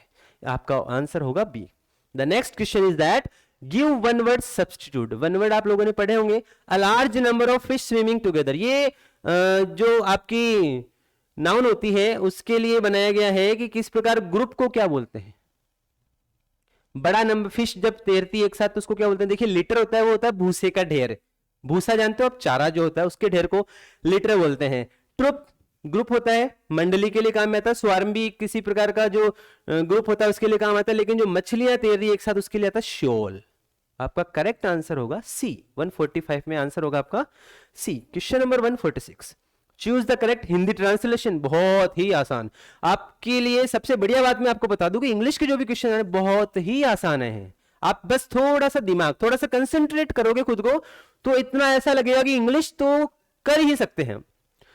Mom could you put my books inside the bag, जो बैग है उसकी बात चल रही है, इनसाइड यानी अंदर, माई बुक्स मेरी पुस्तकें, पुट यानी होता है रखना, एक एक शब्द का अर्थ कर लीजिए। मॉम माँ, देख ली सब में माँ लिखा हुआ है। कुड यू, अब देखिए केन होता है वो प्रेजेंट में होता है, कुड होता है वो पास्ट में होता है, यहां पर आपको सब प्रेजेंट में दिख रहे हैं। ये देखिए माँ क्या मेरी किताबें आप मेरे बैग में रख सकती हो, माँ क्या आपने मेरी किताब बैग में रख दी है, ये प्रेजेंट परफेक्ट जैसा लग रहा है। माँ क्या मेरे बैग में मेरी किताबें आपने रख दी है, माँ क्या आप मेरी किताबें बैग में रख सकती हो। अब सकना, इस दोनों के अंदर क्या लिखा हुआ है, सकना। अब सेंटेंस को अगर आप देखोगे तो आप देखिए कि माँ क्या मेरी किताबें पहले आएगा या क्या आप आएगा, तो माँ क्या आप मेरी किताबें बैग में रख सकते हो, ऑप्शन नंबर डी आएगा। अब इसमें अगर पास्ट का कोई ऑप्शन होता, पास्ट टेंस का, तो वो करेक्ट होता।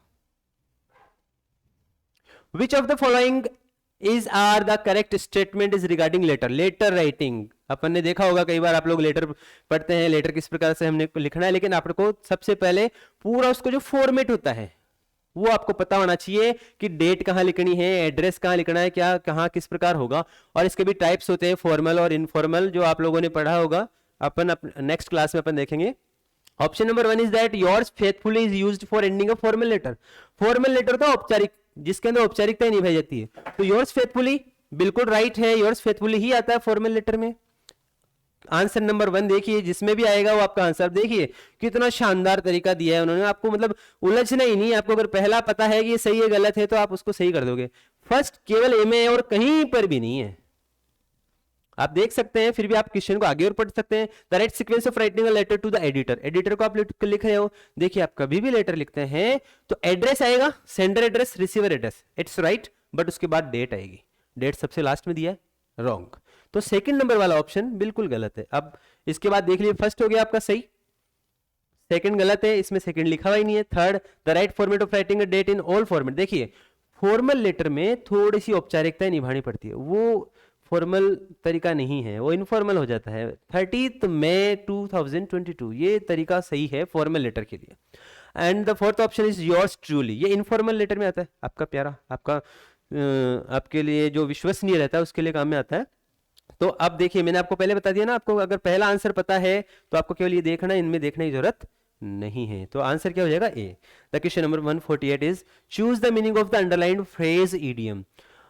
आई am going to stay at home, आज घर रुक रहा हूं मैं, बिकॉज, क्यों, क्योंकि I am feeling under the weather today. अब आप सोचोगे वेदर यानी मौसम हो गया, अंडर मौसम के नीचे कोई रहता है क्या, ऐसा नहीं है। देखिए डिप्रेस्ड, दबाव में होना, अनहैप्पी, उदासीन होना, इरिटेट हो जाता है, झुंझुलाया हुआ हो जाता है। बट अंडर द वेदर का मतलब होता है बीमार होना। आंसर नंबर जो आपका आंसर है डी रहेगा, सिक। The next question 149, fill in the blank spaces in the given sentence using correct answer from the given option। अब आपको यहां पर देखना है कि आर्टिकल कौन सा आएगा। देखिए कभी भी किसी को भी इंट्रोड्यूस किया जाता है तो पहले ए आता है, और अगर स्पेसिफाइड अगर किया जाता है तो एक अलग चीज है। अब यहां पर देखिए फियर्स एनिमल, बहुत सारे एनिमल, लायन भी होता है और भी एनिमल फियर्स होते हैं। भयंकर, फियर्स का मतलब भयंकर होता है, जंगली जानवर, तो इसलिए फर्स्ट टाइम इंट्रोड्यूस करो ए टाइगर इज। अब यहां पर भी ए आएगा, fierce wild animal, then the answer is A and A. Question number A, question number 150, choose the correct answer from the given option. The teacher said to the students take back your books, change into indirect speech, direct indirect है आपका। देखिए अब इसके अंदर भी देखिए मैंने आपको पहले ही बताया था, अगर आपको क्वेश्चन समझ में नहीं आ रहा है तो आप ऑप्शन देख लीजिए, ऑप्शन से आपका आंसर बिल्कुल सही हो जाएगा। द टीचर आस्क्ड, आस्क्ड का प्रयोग कहां होता है आपको पता है, इंट्रोगेटिव सेंटेंस में आस्क्ड का प्रयोग होगा। तो option number 1 and option number 2 both are incorrect, दोनों ही गलत है। अब आप ये दोनों ऑप्शन देखिए। अब यहां पर देखिए, यहां टोल्ड लिखा हुआ है, सेड टू को टोल्ड में चेंज करते हैं अपन सिंपल सेंटेंस के अंदर। यहां वर्ब की फर्स्ट फॉर्म से ये सेंटेंस शुरू होया है आपका, यानी कि ये इंपेरेटिव टाइप ऑफ सेंटेंस है। अब देखिए the teacher told the students to take back books, यहां पर योर नहीं है, आप चेंज करना होता है, आपको हटाना नहीं होता है। अब डी में देखिए द टीचर ऑर्डर्ड, ऑर्डर दिया टीचर ने, द स्टूडेंट्स टू से जोड़ना होता है इंपेरेटिव सेंटेंस में, टू टेक बैक। अब देखिए योर का योर लिख दिया है इसके अंदर। I object here that your जो है द स्टूडेंट्स के हिसाब से चेंज होगा, और यहां पर दियर आना चाहिए था ऑप्शन के अंदर यहां पर, लेकिन इन्होंने योर दिया है, इट्स अ बिग मिस्टेक। तो पेपर में एक छोटी सी मिस्टेक है, योर की जगह दियर आना चाहिए था। अदरवाइज अब फिर भी आपको ऑप्शन जो करना है डी वाला ऑप्शन करना है। Okay, thank you.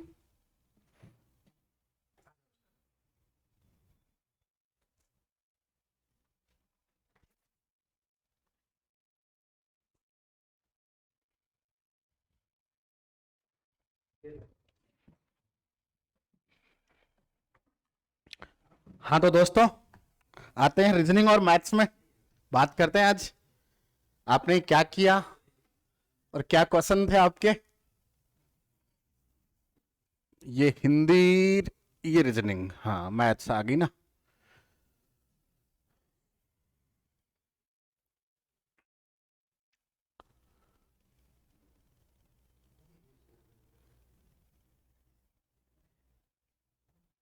हाँ तो 116 नंबर क्वेश्चन से थे अपने ना। देखो दोस्तों ध्यान से देखो, क्वेश्चन नंबर 16, 116 क्वेश्चन में सीरीज दी गई थी। क्या दी गई थी? सीरीज। और पहला नंबर क्या है? 14, फिर 39, फिर 84, 155 और 260। और इसमें से ये पता करना था कि गलत संख्या कौन सी है। देखो सबसे पहले ये समझो 14 कहां से आया। तो देखो मैंने लिखा 2 प्लस 2 का स्क्वायर कितना? 4, प्लस 2 का क्यूब कितना? 8। प्लस करो एक बार, वापस सुनना मेरी बात। 2 की पावर 1, 2 की पावर 2, 2 की पावर 3, तीनों का योग। 2 की पावर 1, 2 की पावर 2, 2 की पावर 3, तीनों का योग। समझना इस चीज को, मैं अगर ऐसा लिख सकता हूं समझाने के लिए आपको। हाँ, 2 की पावर 1 प्लस 2 की पावर 2 प्लस 2 की पावर 3। देखो 2 की पावर 1 का मतलब कितना होता है दोस्तों? 2 की पावर 2 का 4 और 2 की पावर 3 का 8। जोड़ दो, 8 4 12 और 2 14। तो ये पहला नंबर आया 14। अब अगर 2 की पावर जो नेक्स्ट 3 की पावर लेंगे अपन, तो देखो नेक्स्ट 3 की पावर 1 प्लस 3 की पावर 2 प्लस 3 की पावर 3। 3 की पावर 1 का मतलब 3 और 3 की पावर 2 का मतलब कितना होता है? 9 और 3 की पावर 3 का मतलब कितना होता है दोस्तों? 27। जोड़ दो, 27 3 30 प्लस 9 39। तो दूसरा नंबर क्या आया? 39। जैसे 2 3, तो अब नेक्स्ट संख्या कौन सी आएगी? 4 आएगी दोस्तों। तो अपन क्या लिखेंगे? देखो 4 की पावर 1 प्लस 4 की पावर 2 प्लस 4 की पावर 3। मुझे बताओ 4 की पावर 1 का मतलब 4, 4 की पावर 2 का मतलब 16, 4 की पावर 3 का मतलब कितना होता है दोस्तों? 64। हाँ जी दोस्तों जोड़ो, देखिए 16 प्लस 4 20, 20 और 64 84। तो देखो 84 आया। मतलब ये भी ठीक चल रहा है, ये भी ठीक चल रहा है, ये भी ठीक चल रहा है। अब नंबर कौन सा आएगा? 5 की पावर। तो दोस्तों 5 की पावर पे चलते हैं। देखो 5 की पावर, 5 की पावर 1 प्लस 5 की पावर 2 प्लस 5 की पावर 3। 5 की पावर 1 का मतलब 5, 5 की पावर 2 का मतलब 25, 5 की पावर 3 का मतलब 125। हाँ जी साहब जोड़ो, 125 प्लस 25 150 प्लस 5 155। तो ये भी सही है, 155 भी ठीक है, यहां तक ठीक है।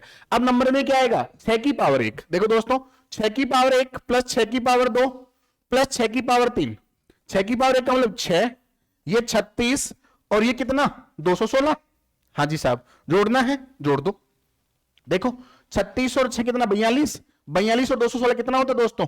42 और 216 जल्दी बताओ कितना होता है? देखो 8 258 होता है। तो यहां क्या आना चाहिए था? 258 आना चाहिए था, जबकि आ क्या रहा है? 260। इसका मतलब गलत कौन सा है? ये दिया गया नंबर गलत है। तो इसका आंसर क्या हो जाएगा? बी ऑप्शन हो जाएगा दोस्तों। क्या हो जाएगा? B option. नेक्स्ट क्वेश्चन देखो, देखिए हाँ जी, क्वेश्चन नंबर 117। क्वेश्चन नंबर क्या है? 117। क्या कह रहा है? ये कह रहा है नीचे देखिए विकल्प में से क्वेश्चन मार्क के स्थान पर संबंधित अक्षरों को चुनिए। देखो ये कहना चाहता है, इसकी व्याख्या ये है, तो इसका संबंध किससे? अब ध्यान से सुनना यहां दोस्तों, एच का अपोजिट क्या होता है? एस, हाई स्कूल याद करो। जे का अपोजिट क्या होता है? क्यू, याद है। एल का अपोजिट क्या होता है? एलओ, एल का अपोजिट ओ, और एन का अपोजिट क्या होता है? एम। देखो एक शब्द लिखा था मैंने, LOVE, लव। हाँ ये सबके नाम से चेहरे मुस्कुराते हैं आपके, मगर एल का अपोजिट है ओ, वी का अपोजिट क्या है? ई। तो वैसे देखो एल का अपोजिट ओ और एन का अपोजिट एम। अब देखो डी का अपोजिट क्या आता है? डब्ल्यू। डब्ल्यू कहां है? देखो कौन से ऑप्शन में? ये ऑप्शन गलत हो गया, ये गलत हो गया, ये एक ही ऑप्शन बचा है। और देखो एफ का अपोजिट क्या है? Father uncle. एफ का अपोजिट यू, एच का अपोजिट एस, जे का अपोजिट क्यू। तो इसका आंसर क्या बन गया? Option C. नेक्स्ट क्वेश्चन देखो दोस्तों। हाँ जी ये मैथ का क्वेश्चन आपके सामने। ये क्या कह रहा है? यदि हम शिक्षक को छोड़ दें तो 40 छात्रों और एक शिक्षक की कक्षा की औसत आयु 0.5 वर्ष कम हो जाती है। यदि पहले प्रारंभिक औसत आयु 18 वर्ष थी, साहब देखो ध्यान से, 40 तो छात्र हैं और एक शिक्षक है, टोटल कितने मेंबर है? 41। ठीक है, और इनकी औसत आयु कितनी थी? देखो ध्यान से सुनना चीजों को। पहले औसत आयु थी 18 और फिर 0.5 कम होगी, कितनी होगी? 17.5। इसी चीज को कैलकुलेट करना आपको। और जब 41 थे तब इनकी औसत आयु 18 थी साहब। औसत आयु कितनी थी? 18। तो कितनी टोटल आयु कितनी है? यहां से निकाल लेंगे अपन। देखो कैसे निकालते हैं, 18 से गुणा करेंगे तो 18 का 8 हासिल 1, 18 इंटू 4 कितना? 72 और 1 73, तो 738 है। यानी 41 व्यक्तियों की कुल आयु 738 थी। और इधर क्या कह रहा है देखो, 17.5, 0.5 कम होगी ना। क्यों हुई? एक शिक्षक को छोड़ दें तो, मतलब टोटल 41 मेंबर थे, एक को छोड़ दें तो मेंबर कितने बचे? 40। तो यहां 40 की औसत आयु निकालनी है तो 40 से गुणा करना है। तो देखो पॉइंट हटाएंगे तो लगेगा 0 से 0 कैंसिल, इसको गुणा करना है। 4 इंटू 5 20, 0 हासिल 2, 7 इंटू 4 28 और 2 30 का 0 हासिल 3, 4 एकम 4 और 3 700। तो 40 व्यक्तियों की औसत आयु 700 है और 41 की टोटल 738 है। तो जो व्यक्ति गया वो शिक्षक था, तो उसकी आयु कितनी थी? ये कितनी ज्यादा है? 738 माइनस 700 यानी कि 38 ज्यादा है। तो अपना आंसर क्या हो गया दोस्तों? 38 वर्ष हो गया। नेक्स्ट क्वेश्चन देखो दोस्तों, इस क्वेश्चन को जरा ध्यान से समझना आप। इस क्वेश्चन को अगर ध्यान से समझोगे तभी रिजल्ट हो पाएगा अपना। राहुल बिंदु आर से चलना शुरू करता है, जो बिंदु टी के पश्चिम में 16 मीटर है। देखो एक बिंदु टी बनाता हूं मैं यहां, ये बिंदु टी है, इसका पश्चिम, पश्चिम इधर है, ठीक है। इस टी के पश्चिम में 16 मीटर, तो यहां से साफ 16 मीटर पे ये रहा, कौन है? देखो जो बिंदु टी के पश्चिम में 16 मीटर कौन है? आर है, यहां आर है। तो राहुल आर से चलना शुरू करता है, बिंदु आर से वह 20 मीटर दक्षिण में, तो यहां से राहुल इधर आता है 20 मीटर। जी साहब ये 20 मीटर भेज दिया अपन ने इसको, ठीक है। फिर देखो क्या कह रहा है, दाएं मुड़ता है। अब इसका मुख इधर था, इधर से ये दाएं मुड़ा तो इधर मुड़ेगा, ठीक है बिल्कुल। दाएं मुड़ता है और 10 मीटर चलता है, बिल्कुल 10 मीटर आ गया साहब, ये मान लेते हैं अपन, है ना। फिर वह दाएं मुड़ता, फिर से दाएं मुड़ा तो ऊपर की ओर बढ़ेगा और कितना चलता है? 6 मीटर। अब मुझे बताओ दोस्तों, ये कहां पहुंचा? 6 मीटर और बिंदु सी पर पहुंचता है। ये बिंदु का नाम दे दिया सी। अब इधर से ये 20 मीटर आया, 10 इधर चला, 6 इधर चला, तो देखो 6 वापस ऊपर आ गया। और अगर ये नीचे वाला 10 था तो ये भी 10 हो गया, और 6 इधर आ गया तो ये कितना बचा? 14। तो साहब ये यहां है और इसकी ये दूरी देखें अपन यहां तक, तो ये 14 बची, ठीक है। और 10 इधर है, ठीक है। आगे बढ़ते हैं साहब। गौरव बिंदु ए से चलना शुरू करता है, जो बिंदु टी के 8 मीटर दक्षिण में है। ये बिंदु टी था, इससे दक्षिण में है कितना? 8 मीटर। यहां तक मान लेते हैं, लगभग यहां तक है ना, 8 मीटर दक्षिण में है साहब। आगे बिंदु ए से वह 10 मीटर पूर्व की ओर चला। अब बिंदु टी था यहां, तो टी के दक्षिण में था कौन? ए बिंदु। यहां से ये चला 10 मीटर पूर्व में, तो इधर चला 10 मीटर, ठीक है। 10 मीटर पूर्व में चला, फिर दाएं मुड़ता, अब दाएं नीचे हो गया इसका, दाएं मुड़ता और 6 मीटर चलता है बिल्कुल। फिर वह दाएं मुड़ता है, फिर से दाएं मुड़ा, अब इधर आएगा, कितना चला? दाएं मुड़ता और 26 मीटर, बिल्कुल ये 26 मीटर चलेगा ऐसे। तो मेरी बात सुनो, 8 मीटर ये चला था और 10 मीटर ये 6, तो मैं अगर इसको 6 बना दूं तो ये हो गया ना 8 और 6 14, ये 10 तो ये भी 10। अब ये जब 26 चला था तो 10 तो ये चल गया, 16 आगे चल गया, ये भी 16 थी, बराबर हो गई। और 8 और 6 कितना? 14। इसका मतलब ये सेम बिंदु पे मिल गया, इधर ये 14 बाकी है। अब अपन बात करें यहां 14 और ये यहां, तो कितनी दूरी इन दोनों के बीच में? ये बिंदु का नाम दे दिया उसने क्या? बिंदु बी पर पहुंचता है, तो ये बिंदु बी आ गया। तो इन बी और सी के बीच की दूरी पूछी, तो अपना आंसर दोस्तों हो गया 10 मीटर। कितना हो गया? 10 मीटर। नेक्स्ट क्वेश्चन देखो दोस्तों, बस एक क्वेश्चन थोड़ा सा ये बड़ा था समझने के लिए पहले, रीजनिंग वाला, बाकी उसको समझाने में थोड़ा सा टाइम लग सकता है। बाकी देखो बिल्कुल छोटे छोटे थे। 21 पुरुषों की एक पंक्ति में मनीष का दाईं ओर से 4 स्थान सरकाया गया। देखो एक पंक्ति थी ये वाली भाई, इस पंक्ति में मनीष को दाईं ओर 4 स्थान सरकाया गया। अब मनीष मान लो यहां बैठा था, इसको दाएं स्थान 4 स्थान किसका गया? तो चौथे स्थान में भेजा गया, बिल्कुल भेज दिया गया। आगे सुनो क्या कह रहा है, देखो 4 स्थान किसका था? अब वह बाईं ओर से 12वां हो गया, इधर से ये साहब 12वां हो गया। कौन सा 12वां? कौन? मनीष। पहले से 4 स्थान आ गया, तब 12 पहले कौन सा था? इसका 8वां था, ठीक है। आगे बढ़ो, अब वह बाईं ओर से 12वां है। अब देखो ध्यान से सुनना मेरी बात, टोटल पंक्ति में कितने थे बंदे? कितने थे? देखो 21 थे, और ये बंदा पहले 8वां था, अब 4 स्थान आ गया तो 12वां हो गया। अगर मैं इसी स्थान का पंक्ति में दाएं छोर से उसका पहले वाला स्थान, यानी इधर से ये स्थान ज्ञात करना आपको, पहले वाला जो अब बाएं से कौन सा है? 8वां। तो मैंने आपको एक चीज बताई है दोस्तों, टोटल व्यक्तियों में से एक प्लस कर दिया करो पहले 22, और इसमें से पुराना स्थान घटा दो 8। 22 में से 8 घटाओ तो कितना बचेगा दोस्तों? 14। तो उसके स्थान कौन सा था? पहले दाईं ओर से 14वां स्थान था। कौन सा था? 14वां स्थान। चलो दोस्तों नेक्स्ट, थोड़ा स्पीड कर रहे हैं दोस्तों क्योंकि एक्चुअली समय बहुत ज्यादा लग रहा है अपने को और बच्चों के पास समय कम है ना। तो देखो निम्न चित्र में कितने त्रिभुज काउंट करने हैं? देखो ध्यान से देखना, 1 2 3 4। इस बॉक्स में 4, 4 का डबल करेंगे 8। 4 तो छोटे छोटे दिख गए, ये वाला देखो 5, ये वाला 6, ये वाला 7, ये वाला 8, तो वैसे भी डबल करके 8। 8 के बाद ये 9, ये 10, 10 हो गए, ये 11, 11 के बाद ध्यान देना ये 12, ये 13 और ये 14, 14 दिख गए। 14 के बाद ध्यान से सुनना, ये वाला बड़ा वाला 15 दिखा होगा आपको, 15 दिखा होगा बिल्कुल। 15 के बाद ये देखो ये 16, ये वाला 16। तो अपना आंसर क्या हो जाएगा दोस्तों? आंसर 16 हो जाएगा। नेक्स्ट क्वेश्चन की ओर बढ़ते हैं अपन। देखो हाँ जी, दी गई प्रश्न आकृति का सही दर्पण प्रतिबिंब। आकृति का सही दर्पण प्रतिबिंब देखो इधर की ओर सोचना है। अब जब इसका मुख इधर है तो ये मुख इधर बन जाएगा। बात समझ में आई? ये वाला हो जाएगा साहब अपना। और दूसरी चीज, अगर ऐसे और ऐसे देखो, इधर किस किस का मुख है? इसका है, इसका नहीं है तो ये गलत हो गया। इसका है और इसका है। नेक्स्ट, अब देखो इसका मुख, जो इसका मुख ये है ना, इधर है ना, ये इधर हो जाएगा भाई। ये पास का पास में रहेगा, दूर का दूर रहता दर्पण में, ऐसा कुछ। तो अब देखो ऐसा कहां है, ये देखो ध्यान से, यहां है, यहां नहीं है, ये गलत हो गया, यहां भी है, तो ये 2 बचे। अब नेक्स्ट देखते हैं अपन ये वाला, ध्यान से देखो इस चीज को, ये 2 गलत है ना ऐसे। वैसे ही अब देखो ये वाला चीज है ना, ये इसका मुख ये दूर का दूर दिखेगा, पास का पास दिखेगा, ये दूर का दूर ऐसे दिखेगा यहां सर्किल, और ये ऐसा दिखेगा। अब देखो कौन सा ऑप्शन, ये 2 ही तो बचे थे, ये भी ठीक है, ये भी ठीक है। अब लास्ट ये वाली चीज, इसमें ध्यान से देखो भाई, ये वाली जो चीज है ना, ये इधर है दर्पण के पास की, तो पास में दिखेगी, तो ये ऐसा अपोजिट दिखेगी ऐसा, और ये ना जो दूर है ना, तो ये दूर दिखेगी ऐसे। देखो कौन सा ऑप्शन में, ये वाली चीज इसमें नहीं है, तो ये गलत हो गया। तो अपना आंसर बचा क्या? Option A. ऑप्शन क्या बचा? ऑप्शन ए बच गया। बात समझ में आ गई कि? नेक्स्ट की ओर बढ़ते हैं अपन। देखो समय थोड़ा कम है, शायद आपको लग रहा होगा सर जल्दीबाजी कर रहे हैं, परंतु क्या करें समय को देखते हुए।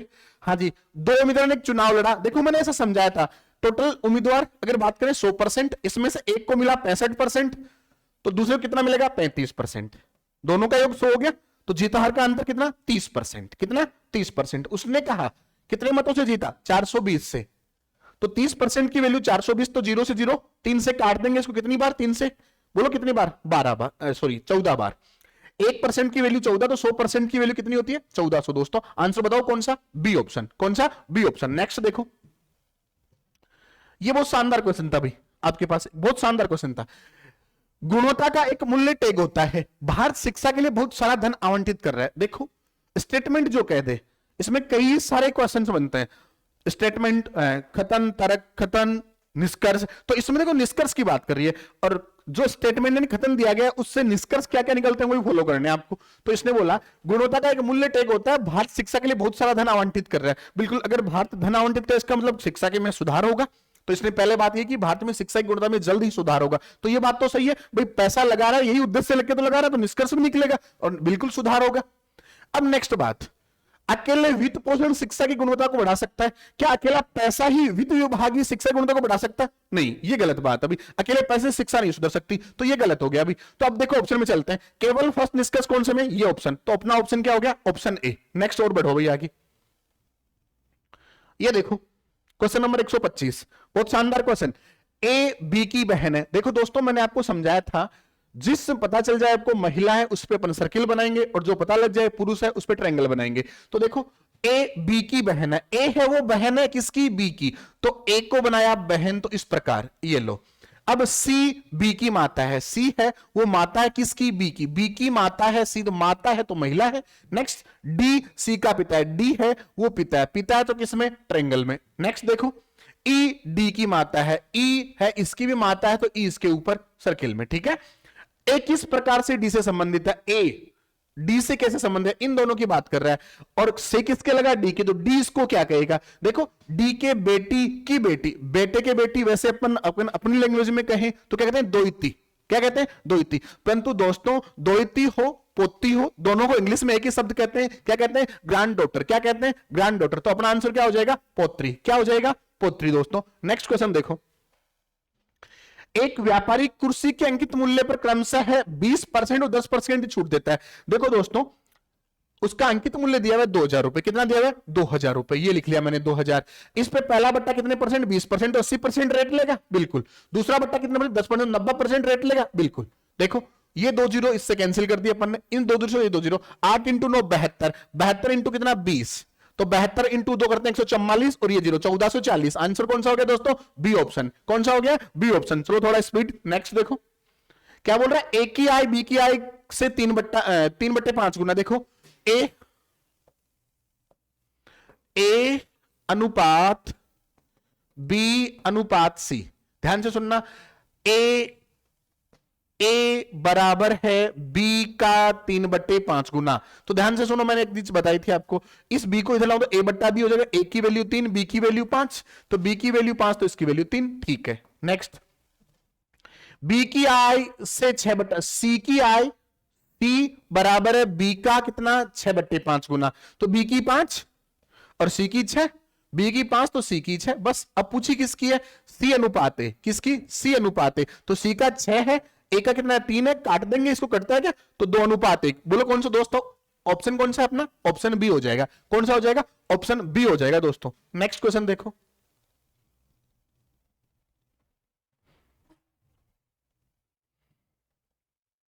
हाँ दोस्तों आगे बढ़े। ये बहुत शानदार क्वेश्चन, ये मैंने क्वेश्चन आपको टेस्ट सीरीज में करवाया है, याद रखो।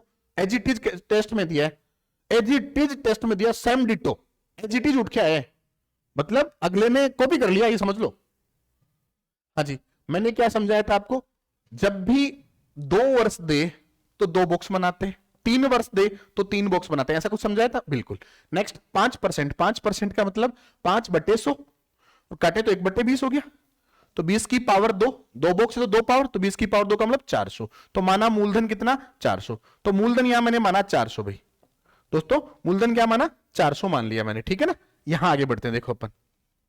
हाँ जी साहब, अब 400 का 1/20 लेना है। 400 का 1/20 कितना होगा दोस्तों? 20। यहां भी कितना? 20, यहां 0, 20 का 1/20 1। अब मैंने कहा था ये साधारण ब्याज होता है, ये चक्रवृद्धि ब्याज होता है, अंतर होता है, दोनों मिला रहे चक्रवृद्धि ब्याज होता है। यहां उसने बोला अंतर कितना है? 25 है, अपना अंतर कितना? 1 है। चाहिए मूलधन, तो उससे किससे गुणा करेंगे? 400 से। तो 25 इंटू 400 कितना होता है? 10,000 हो जाता है। कितना हो जाता है? 10,000 होता है दोस्तों। नेक्स्ट देखो, हाँ जी साहब, ये क्वेश्चन और है आपके सामने, छोटा सा रीजनिंग का है। निम्नलिखित में से कौन सा आरेख पेड़, सागौन और सैलामेंडर के बीच संबंध को प्रतिनिधित्व? देखो सागौन एक पेड़ है तो सागौन का डायग्राम ये, और सागौन पेड़ तो पेड़ के अंदर आ जाएगा, परंतु सैलामेंडर एक जीव होता है। क्या होता है? एक जीव, तो इसका अलग बनेगा डायग्राम। तो ऐसा डायग्राम कौन सा ऑप्शन है? A option. कौन सा ऑप्शन है? A option. दोस्तों नेक्स्ट देखो, और ये लास्ट क्वेश्चन है शायद रीजनिंग का ना, इसका क्वेश्चन नहीं है बिल्कुल, फिर हिंदी है ना।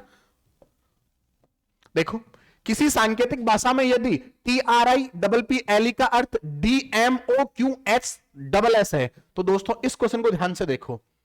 ई से 1 कम करके डी बनाया उसने, ई 5 पे, ये 4 पे, फिर एल में 1 जोड़ा, ये 12 से 1 13, मतलब पीछे से सीरीज स्टार्ट की, पहले 1 माइनस फिर 1 प्लस, मतलब अच्छे से कंफ्यूज कर सकता है बच्चों को, ध्यान देना। इधर से पहले 1 माइनस फिर 1 प्लस, फिर देखो अगर आपके समझ में आया तो आगे देखो, पी में फिर से 1 माइनस, 16 से 15 बनाया, फिर देखो पी से क्यू 16 से 17 बना दिया, आगे देखो एल से एच, ध्यान दो, आई से एच 9 से 8 बना दिया, और आर से 19, 18 से 19, और टी से 19, 1 कम कर दिया, यानी पहले 1 कम कर रहा है फिर 1 जोड़ रहा है। तो दोस्तों वी से 1 कम करो, यू बनेगा, आई में 1 जोड़ दो तो टी बनेगा। अब देखो ऐसा कोई है क्या? नहीं है बिल्कुल भी, मतलब पीछे से करना है। क्या करना है? पीछे से, ये ध्यान रखना, किधर से करना है? पीछे से। देखो पीछे क्या है? वाई, क्या है? वाई है दोस्तों। वाई से 1 कम करो, देखिए वाई से 1 कम करने पर क्या आता है? डब्ल्यू आता है दोस्तों। क्या आता है? डब्ल्यू आता है क्या? हाँ जी साहब, डब्ल्यू। देखो वाई कितने पे? 24 पे या 25 पे? सोचो, मैंने आपको बताया था, ऐसे कुछ याद करवाई थी मैंने आपको अच्छे से, ये 26 पे, ये 25 पे, ये 24 पे, ऐसा कुछ समझाया था क्या? याद करो, देखिए डब्ल्यू कितने पे? 23 पे। और अगर फिर भी नहीं याद आए तो मैंने ऐसा समझाया था कि जब भी आप देखो, कुछ डिजिट बताए मैंने कि आप जब भी याद करो, क्या याद करो?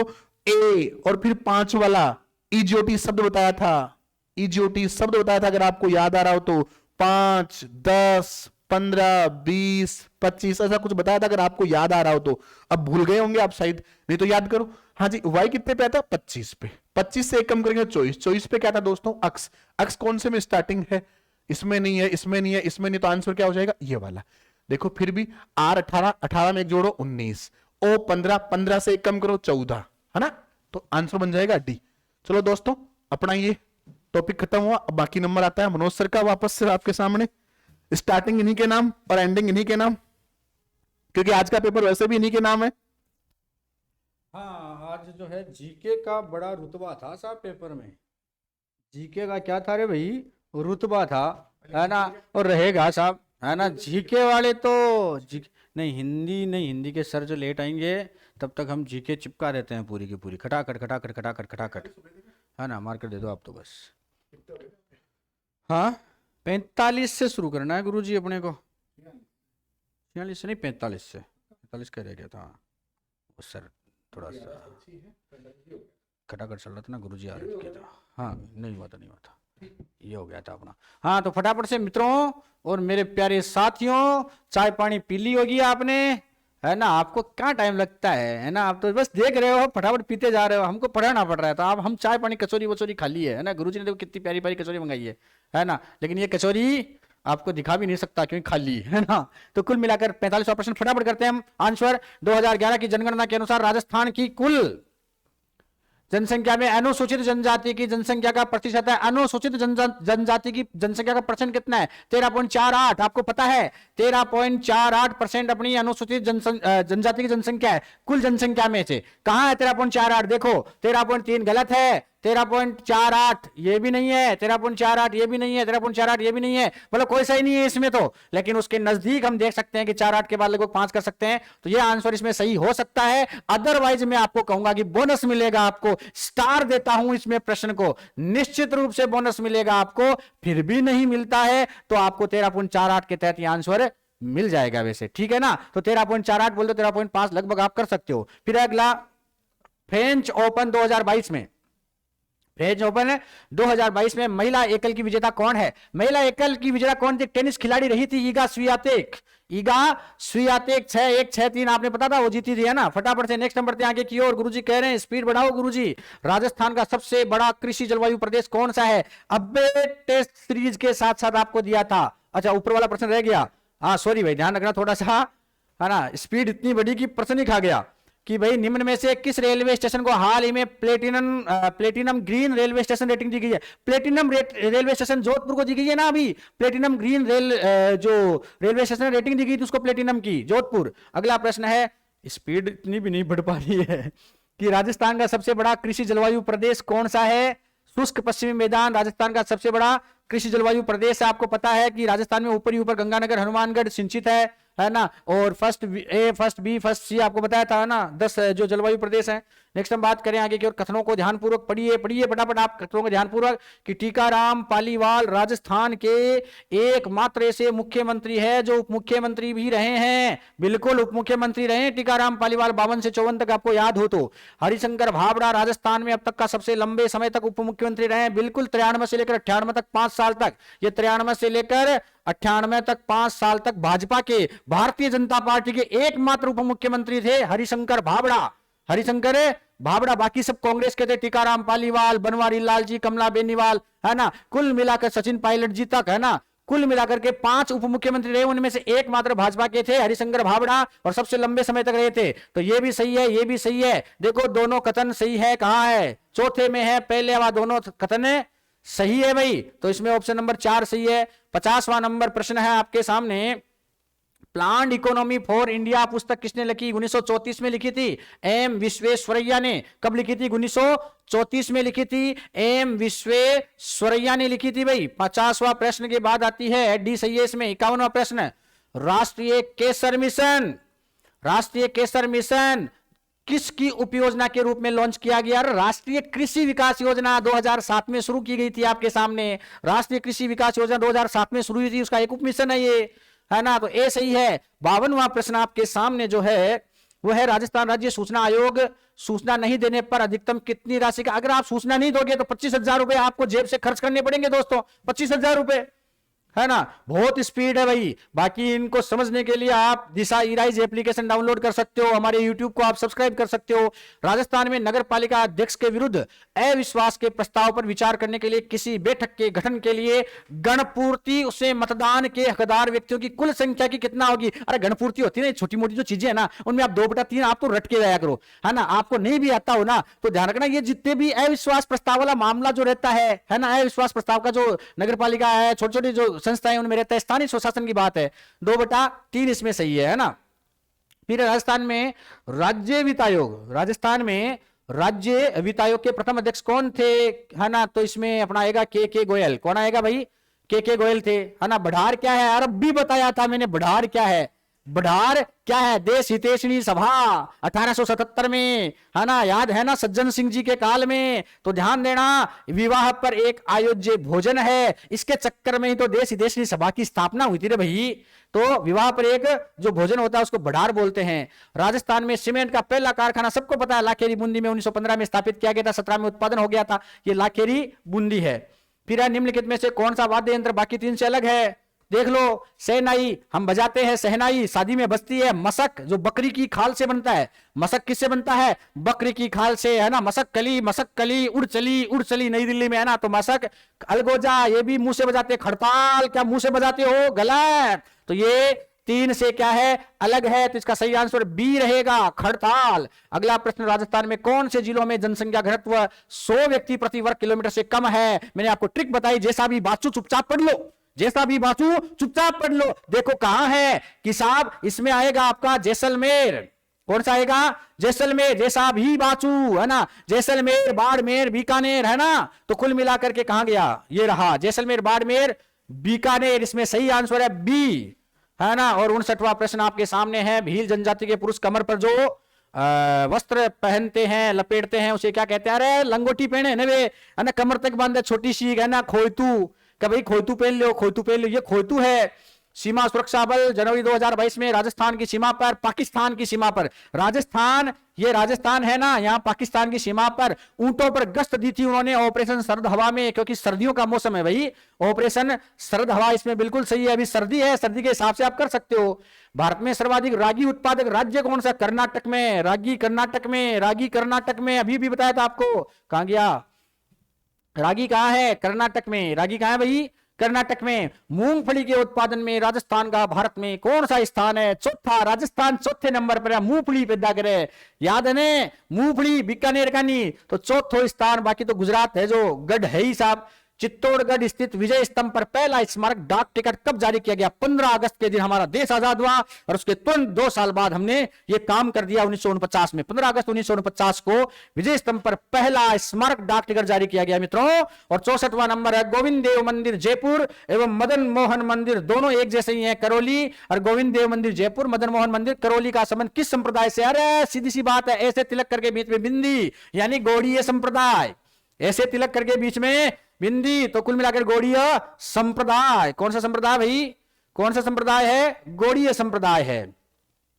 अगला प्रश्न है, निम्न में से कौन इंदिरा गांधी नहर परियोजना का, प्रश्न का उत्तर तो आपको पता चल ही गया होगा कि गौड़ीय है। अगला प्रश्न है, निम्न में से कौन इंदिरा गांधी नहर परियोजना का प्रस्तावित लाभार्थी जिला नहीं है। सिंपल सी बात है कि भाई नागौर तक तो आती है, सीकर तक भी आती है, जोधपुर तक भी आती है, पाली थोड़ा सा आगे रह गया, तो पाली तक नहीं आती है, तो इसमें गलत आंसर, मतलब सही आंसर कौन सा है, सी सही रहेगा। इसमें आंसर सही कौन सा रहेगा भाई, सी इसमें सही आंसर है भाई, है ना।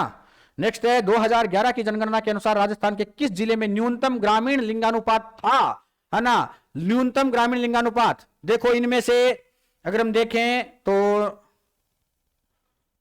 ये भी नहीं है, धौलपुर 841 है ना, तो धौलपुर इसका बिल्कुल सही आंसर है, 841, 9 प्रति 1000 पुरुषों पर 841 महिलाएं, कुल मिलाकर इसमें जो अनुपात है धौलपुर का सही रहेगा आपके। प्रश्न नंबर 67 है आपके सामने, B3 पवन ऊर्जा, B3 कहां है भाई, B3 आपके जोधपुर में है, B3 कहां है, जोधपुर में है। B3 कहां है भाई, जोधपुर में। B3 पवन ऊर्जा परियोजना राजस्थान के किस जिले में है, जोधपुर में। जोधपुर का महामंदिर उपासना स्थल किसका है, नाथों का, किसका है, नाथ संप्रदाय का है। मान सिंह के काल में मान सिंह जी विशेष शिष्य रहे इनके, है ना, उन्होंने महामंदिर बनवाया था मान सिंह जी ने, तो नाथ संप्रदाय का है। फिर आता है 69वां प्रश्न आपके सामने, मनरेगा की तर्ज पर राजस्थान के शहरी निकायों की सीमा में रहने वाले परिवारों को वित्तीय सहयोग के लिए कौन सी योजना लागू की गई है? अरे भाई, मनरेगा के तर्ज पर राजस्थान में अभी की थी ना, है ना, इंदिरा गांधी के नाम पर ही होती है अपने यहाँ तो इंदिरा गांधी शहरी, बाकी आपको देखना ही नहीं है, इंदिरा गांधी है मतलब सब कुछ है ना, क्योंकि भारत का अक्षांश से देशांतर विस्तार जब आप पढ़ते हो तो ऊपर इंदिरा नीचे इंदिरा, तो इंदिरा गांधी शहरी रोजगार गारंटी योजना, है ना। तो 17वां जो प्रश्न है, निम्नलिखित में से कौन सा भारत में हरित क्रांति से संबंधित है? हरित क्रांति में भाई उच्च क्वालिटी चाहिए अपने को हर चीज की, है ना, और उच्च उत्पादकता किस्मों के बीज इसमें चाहिए अपने को। 71वां प्रश्न है, मतलब डी आंसर सही है इसमें, है ना। राजस्थान, ध्यान रखना, राजस्थान लोक सेवा गारंटी अधिनियम 2011 के अंतर्गत प्रथम अपीलीय प्राधिकारी के निर्णय के विरुद्ध कितने दिनों में द्वितीय अपीलीय प्राधिकारी को अपील? अरे पहले अपीलीय अधिकारी के निर्णय, अगर आपने पहला प्रथम जो अपीलीय अधिकारी के पास में आप गए, उसने जो निर्णय दिया उसके विरुद्ध आप अपील करना चाहते हो तो आपको कितने दिन में करनी होगी? सिंपल है, आपको लगभग 60 दिन में। लगभग कितने दिन में भाई? 60 दिन में करनी पड़ेगी। 2 महीना को टाइम मिल सी, 2 महीना तो घना ही में था नहीं यार, है ना, पिसा पाई खटाऊ भी लिया सको थे, है ना। अगला प्रश्न है, सौहार्द के प्रतीक काजी हमीदुद्दीन नागौरी, है ना, सांप्रदायिक सौहार्द के प्रतीक हमीदुद्दीन नागौरी किस सूफी सिलसिले के थे? है ना, सिंपल सी बात, जहां सौहार्द और वो भी सांप्रदायिक सौहार्द की बात आ जाए, वहां आपको कुछ नहीं दिखना, आंख मीच कर चिश्ती चिश्ती चिश्ती कर देना है ना। बाकी सौहार्द के नहीं है, सौहार्द के केवल कौन है? चिश्ती, ठीक है। नेक्स्ट है, भारत की प्रथम, वैसे मैं वो नहीं कह रहा हूं, है ना, कहीं उल्टा मत ले जाना, चिश्ती है सौहार्द के प्रतीक, सांप्रदायिक सौहार्द के प्रतीक, ठीक है ना। कहीं आप कहते हो बाकी नहीं है साहब, तो बाकी क्या है? ऐसा कुछ नहीं है ना। 73वां प्रश्न है, भारत की प्रथम जैतून रिफाइनरी राजस्थान में स्थापित की गई थी, कहां पर? है ना, 2014 में आपने पढ़ा था, अक्टूबर के महीने में लूणकरण सर बीकानेर में, अक्टूबर 2014 में 3 अक्टूबर का वो दिन था जो आपको याद है। राजस्थान में नियोजन विभाग की स्थापना कब हुई थी? तो सबको पता है, राजस्थान में आयोजना विभाग बोलते हैं इसको, नियोजन बोलो चाहे आयोजना विभाग बोलो, 1953 में, ठीक है। बहुआयामी गरीबी सूचकांक की अवधारणा किस वर्ष शुरू की गई थी? गरीबी सूचकांक ऑक्सफोर्ड गरीबी और मानव विकास, इसके अलावा अपना संयुक्त राष्ट्र परिषद है, उन्होंने दोनों ने मिलकर 2010 में इसकी स्थापना की थी। कब की थी? 2010 में स्थापना की थी। प्रश्नों का लेवल गजब का है मित्रों, बहुत ही मजा आ रहा होगा आपको, है ना। आप अपने मित्रों को शेयर करना बिल्कुल मत भूलना, है ना। थोड़ा वीडियो लंबा हो रहा है ना। सेकंड पारी में हम डालना चाहते कि सेकंड पारी से पहले डालना चाहते रहे, लेकिन मुझे लगता है कि अब सेकंड पारी से पहले शायद नहीं डलेगा, क्योंकि सेकंड पारी का समय हो चुका है ना। कार्तिक महीने में चंद्रभागा पशु मेला राजस्थान में किस स्थान पर आयोजित होता है ना। चंद्रभागा पशु मेला झालरापाटन में होता है, सबको पता है। झालावाड़ में है, लेकिन यहां पर झालरापाटन ऑप्शन है आपके सामने, तो आप झालरापाटन कर दो, है ना। घंटियों का शहर, है ना, वसुंधरा राजे का गढ़। विजय सिंह पथिक ने किस समाचार पत्र के माध्यम से बिजोलिया किसान आंदोलन का प्रचार पूरे भारत में कर दिया था? तो प्रताप गणेश शंकर विद्यार्थी कानपुर से प्रकाशित करता था, चांदी की राखी भेजकर इसको मनाया था। अरे भाई, प्रताप मान गणेश शंकर विद्यार्थी ने इसमें बिजोलिया का पूरा प्रचार दिया था कि ले भाई, प्रचार प्रसार हम करेंगे आपका। 78वां प्रश्न आपके सामने आ रहा है, कंप्यूटर जी बोलो कि भारतीय लोक कला मंडल संस्थान कहां है? सबको पता है, सज्जन सिंह कोठारी का नाम आपने सुना होगा, बहुत फेमस है ना। उदयपुर में है। कहां पर है भारतीय लोक कला मंडल? उदयपुर में है। कहां पर है मित्रों? उदयपुर में है। 79वां प्रश्न है आपके सामने कि वर्तमान में, 79वां प्रश्न है आपके सामने कि वर्तमान में संयुक्त राष्ट्र संघ के महासचिव कौन है? एंटोनियो गुटेरेस हैं, सबको पता है ना। इसके बारे में ज्यादा डिटेल जरूरत ही नहीं है आपको। जनवरी 2023 में 108वीं इंडियन साइंस कांग्रेस आयोजित की होगी। अभी उद्घाटन हुआ है, अभी आपको पता है ना, अभी कि साहब प्रधानमंत्री नरेंद्र मोदी फीता काट कर आए हैं। तो ये कहां हुई है? नागपुर में हुई है, अभी हो चुकी है। आपका पेपर हुआ उससे पहले हो चुकी है नागपुर में, प्रधानमंत्री नरेंद्र मोदी इसका फीता काट कर आए हैं। 81वां प्रश्न जो है, वर्तमान में राजस्थान में आर्थिक नियोजन के क्षेत्र में किस प्रणाली को अपनाया जा रहा है? हमारे जो आर्थिक नियोजन चलता है वो जिला स्तरीय चलता है मित्रों, तो जिला स्तरीय आर्थिक प्रणाली अपने यहां पर अपनाई गई है। 82वां प्रश्न है, निम्नलिखित में से कौन सा स्थानांतरित कृषि क्षेत्र सम्मिलित नहीं है ना। कौन सा सम्मिलित नहीं है? देखो, असम में हम स्थानांतरित कृषि को क्या कहते हैं? झूम कहते हैं, झूम बराबर झूम, है ना। तो असम को क्या कहते हैं हम? झूम। केरल में हम पूनम कहते हैं, केरल में हम क्या कहते हैं भाई? पूनम। पूनम हो आता है ना भाई, तो केरल में हम क्या कहते हैं भाई? पूनम, है ना। पोडू कहां कहते हैं हम? आंध्र प्रदेश और ओडिशा में हम पोडू कहते हैं, लेकिन मध्य प्रदेश में हम बेवर कहते हैं। मध्य प्रदेश में बेवड़ा, तो मध्य प्रदेश में हम क्या कहते हैं भाई? बेवर। तो यहां ये आंसर आपका सही हो जाएगा डी इसमें। प्रश्न नंबर 83, शिक्षा संत के रूप में प्रसिद्ध स्वामी केशवानंद का संबंध जन्म कहां हुआ था? मंगलूना गांव। कहां पर? सिक्कर में आता है भाई मंगलूना गांव, तूणवा गांव का कन्नई। तो मंगलूना गांव कहां है? सिक्कर में है। प्रश्न नंबर 84 है, हाल ही में खबरों में रहा परख, ये एजुकेशन से संबंधित है परख आपके, और इसमें ऑप्शन है एजुकेशन, तो ये रहा एजुकेशन सही आंसर इसका। प्रश्न नंबर 85, समय कम है, गुरुजी मुझे बार बार इशारा कर रहे हैं कि भैया जल्दी करें आप। 85वां प्रश्न है भोर। भोर कार्यक्रम जो कि पुलिस आयुक्तालय जयपुर के समन्वय से चलाया जा रहा है, किसके लिए चलाया जा रहा है? तो अभी जो भिक्षुक है उनका पुनर्वास, उनको भोजन व्यवस्था, उनको कपड़े की व्यवस्था सब की जा रही है। ये भिक्षुकों के लिए, भिक्षुकों के पुनर्वास से संबंधित है भाई, भिक्षुकों के पुनर्वास से संबंधित है। ठीक है, नेक्स्ट हम बात करें आगे की ओर। तो अगला प्रश्न है, निम्न में से कौन सा युग्म सुमेलित नहीं है? कौन सा युग्म सुमेलित नहीं है? तो ध्यान देना कि अपने यहां पर वंश भास्कर सूर्यमल मिश्रण ने लिखा था, कुले माला उद्यतन सूर्य ने लिखा था, पृथ्वीराज विजय जयानक ने लिखा था, ना कि चंद्रबरदाई ने। ये सुमेलित नहीं है, तो ये आंसर आपका सही रहेगा। बाकी अमीर काव्य महाकाव्य नयन चंद्र सूर्य ने लिखा था, आपको पता ही है। अगला है, यदि भारतीय मानक समय IST को निर्धारित करने का वाले देशांतर रेखा को प्रधान देशांतर, यानी अपनी जो 82.5 डिग्री है उसको अगर हम प्रधान देशांतर रेखा का दर्जा दे दे तो अंतरराष्ट्रीय तिथि रेखा का देशांतर क्या होगा, है ना मित्रों। वैसे विशेष रूप से ये चीजें जो है, ये प्रश्न आपका सीधा सीधा 10वीं क्लास या ये जो एकेडमिक क्लास है इनमें से उठाया गया है, और ये रटाया प्रश्न है 97 डिग्री 30 जो है पश्चिम इसको कहेंगे, ये वहां से उठा लिया गया है सीधा सीधा, है ना। तो ये रटाया प्रश्न है, अगर आप वो किताब में पढ़ रहे हो तो आपको आंसर आराम से आ जाएगा। अगला प्रश्न है, निपुण भारत मिशन कार्यान्वित किया जा रहा है ना। तो शिक्षा मंत्रालय भारत सरकार द्वारा ये निपुण मिशन अभी चल रहा है स्कूलों में। अगला प्रश्न 89, राज्य मानवाधिकार आयोग के अध्यक्ष की नियुक्ति राज्यपाल द्वारा एक समिति की सिफारिश पर की जाती है, जिसमें कौन शामिल नहीं होता है? अरे भाई, राज्यपाल द्वारा जो समिति बनाई जाती है उसमें भाई साहब कौन शामिल नहीं होता है? एक समिति की सिफारिश पर की जाती है, उसमें शामिल कौन नहीं होता है? ध्यान देना, उसमें मुख्यमंत्री शामिल होता है, उसमें विधानसभा का विपक्ष का नेता भी शामिल होता है, उसमें विधानसभा अध्यक्ष भी शामिल होता है, उच्च न्यायालय का मुख्य न्यायाधीश। वो क्या करेगा मानवाधिकार आयोग में जो शामिल नहीं होता है ना। उच्च न्यायालय का मुख्य न्यायाधीश भी शामिल होता है, बिल्कुल होता है मित्रों, उच्च न्यायालय का मुख्य न्यायाधीश तो शामिल होता ही होता है। कुल मिलाकर ध्यान रखना कि विधानसभा का जो विपक्ष का नेता है वो भी शामिल होता है। यहां गड़बड़ हो रही है, थोड़ा सा मुझे इसको ध्यान से पढ़ना पड़ेगा कि राज्य मानवाधिकार आयोग के अध्यक्ष की नियुक्ति राज्यपाल द्वारा एक समिति की सिफारिश पर की जाती है। उस समिति में कौन शामिल नहीं होता है? मुख्यमंत्री, विधानसभा विपक्ष का नेता, विधानसभा अध्यक्ष, उच्च न्यायालय का मुख्य न्यायाधीश। ध्यान देना, आपको मैंने विशेष रूप से बताया था इस प्रश्न को कि इसमें जो है ये विधानसभा जो अध्यक्ष है वो शामिल नहीं होता है, और मैं थोड़ा सा इसमें कंफ्यूज भी हूं, मैं आपको इस बारे में जरूर बताऊंगा, है ना। थोड़ा मुझे लग रहा है कि मैं यहां पर कहीं ना कहीं कोई छोड़ रहा हूं, है ना।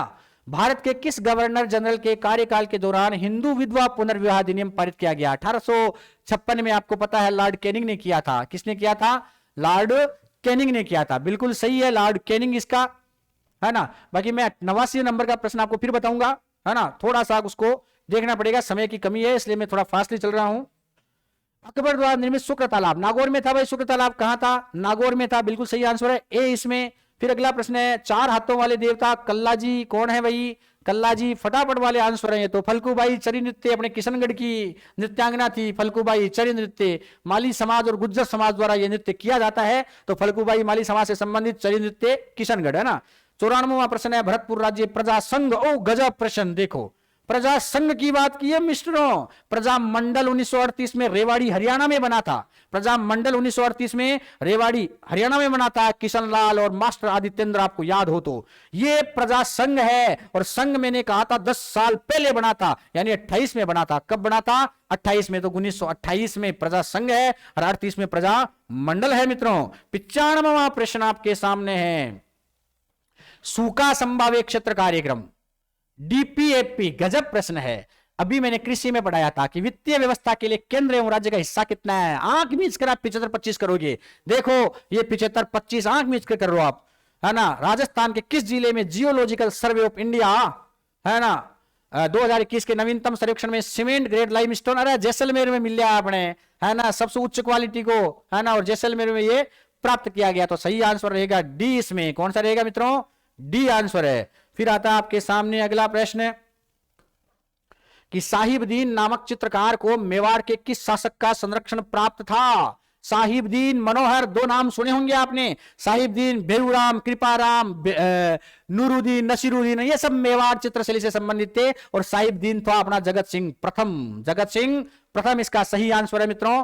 फिर आता है 1818 ईस्वी में कंपनी की ओर से राजपूत राज्यों से संधि करने वाला अधिकारी कौन था? Charles Metcalfe. 1818 में चार्ल्स मेटकॉफ। निम्नलिखित में से राजस्थान के किन जिलों के समूह में मुख्यतः कच्छारी मृदा पाई जाती है? अलवर, भरतपुर, धौलपुर, आपको पता है ना, गंगानगर में भी है अलवर, भरतपुर। जहां नदियां, जहां नहरें, वहां कच्छारी मिट्टी आपको देखने को मिलेगी। मतलब सही आंसर बी रहेगा, भरतपुर और धौलपुर। ठीक है, नेक्स्ट हम बात करें, इंसेप्टी सेल्स आपने पढ़ी थी, पथरीली मिट्टी, थोड़ी चिकनी है ना, पथरीली मिट्टी। कुल मिलाकर जहां पर्वतीय क्षेत्र वहां इंसेप्टी सोल्स है, ये प्रश्न भी आया था। ये कच्छारी मिट्टी जहां भरतपुर धौलपुर है, मतलब जहां पर नदियां हैं, नहरें हैं, कुल मिलाकर के। प्रश्न नंबर 100 कहता है आपके सामने कि के बिरला फाउंडेशन द्वारा 32वां बिहारी पुरस्कार डॉक्टर माधव हाड़ा को प्रदान किया गया। उनकी किस कृति के लिए? अरे गजब है, करंट जीके में रमेश जी सर द्वारा रोज आपको एप्लीकेशन पर और आपके अलग अलग व्हाट्सएप के ग्रुपों में एक पीडीएफ भेजी जाती है। उसमें बहुत जबरदस्त तरीके से इसको 4-5 पीडीएफ में लगातार दिया था आपको कि भाई पचरंगी चोला कहां है, ये रहा है ना, हे माधव तेरा चोला कैसा है भाई पचरंगी। तो पचरंग चोला पर सकीरी, पचरंग चोला पर सकीरी, निकली सुबह और शाम सकीरी। तो कुल मिलाकर पचरंगी चोला माधव हाड़ा को प्रदान, पचरंगी चोला माधव हाड़ा की किताब थी जिस पर उन्हें 32वां बिहारी पुरस्कार मिला था। कुल मिलाकर मित्रों ये 100 और हमने लगा दिया आपके सामने शतक। जय हिंद, जय भारत। लेकिन मैं आपको कहूंगा है ना, अब हिंदी की बात है, जो है हिंदी के लिए आपको आज अभी नहीं मिल पाएगी। हिंदी के लिए हिंदी के जो सर हैं वो अभी तक शायद लेट हो गए किसी कारण से, वो विद्यालय में हैं, तो विद्यालय से वो जब से आते हैं है ना, क्योंकि उनका विद्यालय का समय है, जैसे ही विद्यालय से वो आते हैं आपको वो हिंदी की आंसर की देंगे। तो हिंदी का अलग से आपको वीडियो डाल दिया जाएगा। ठीक है दोस्तों, आप शेयर करना ना भूले। मैं फिर कह रहा हूं, आप शेयर करोगे हमें मजा आएगा। जब हमें मजा आएगा तो ये हो ही नहीं सकता कि आपको मजा नहीं आए। जय हिंद, जय भारत।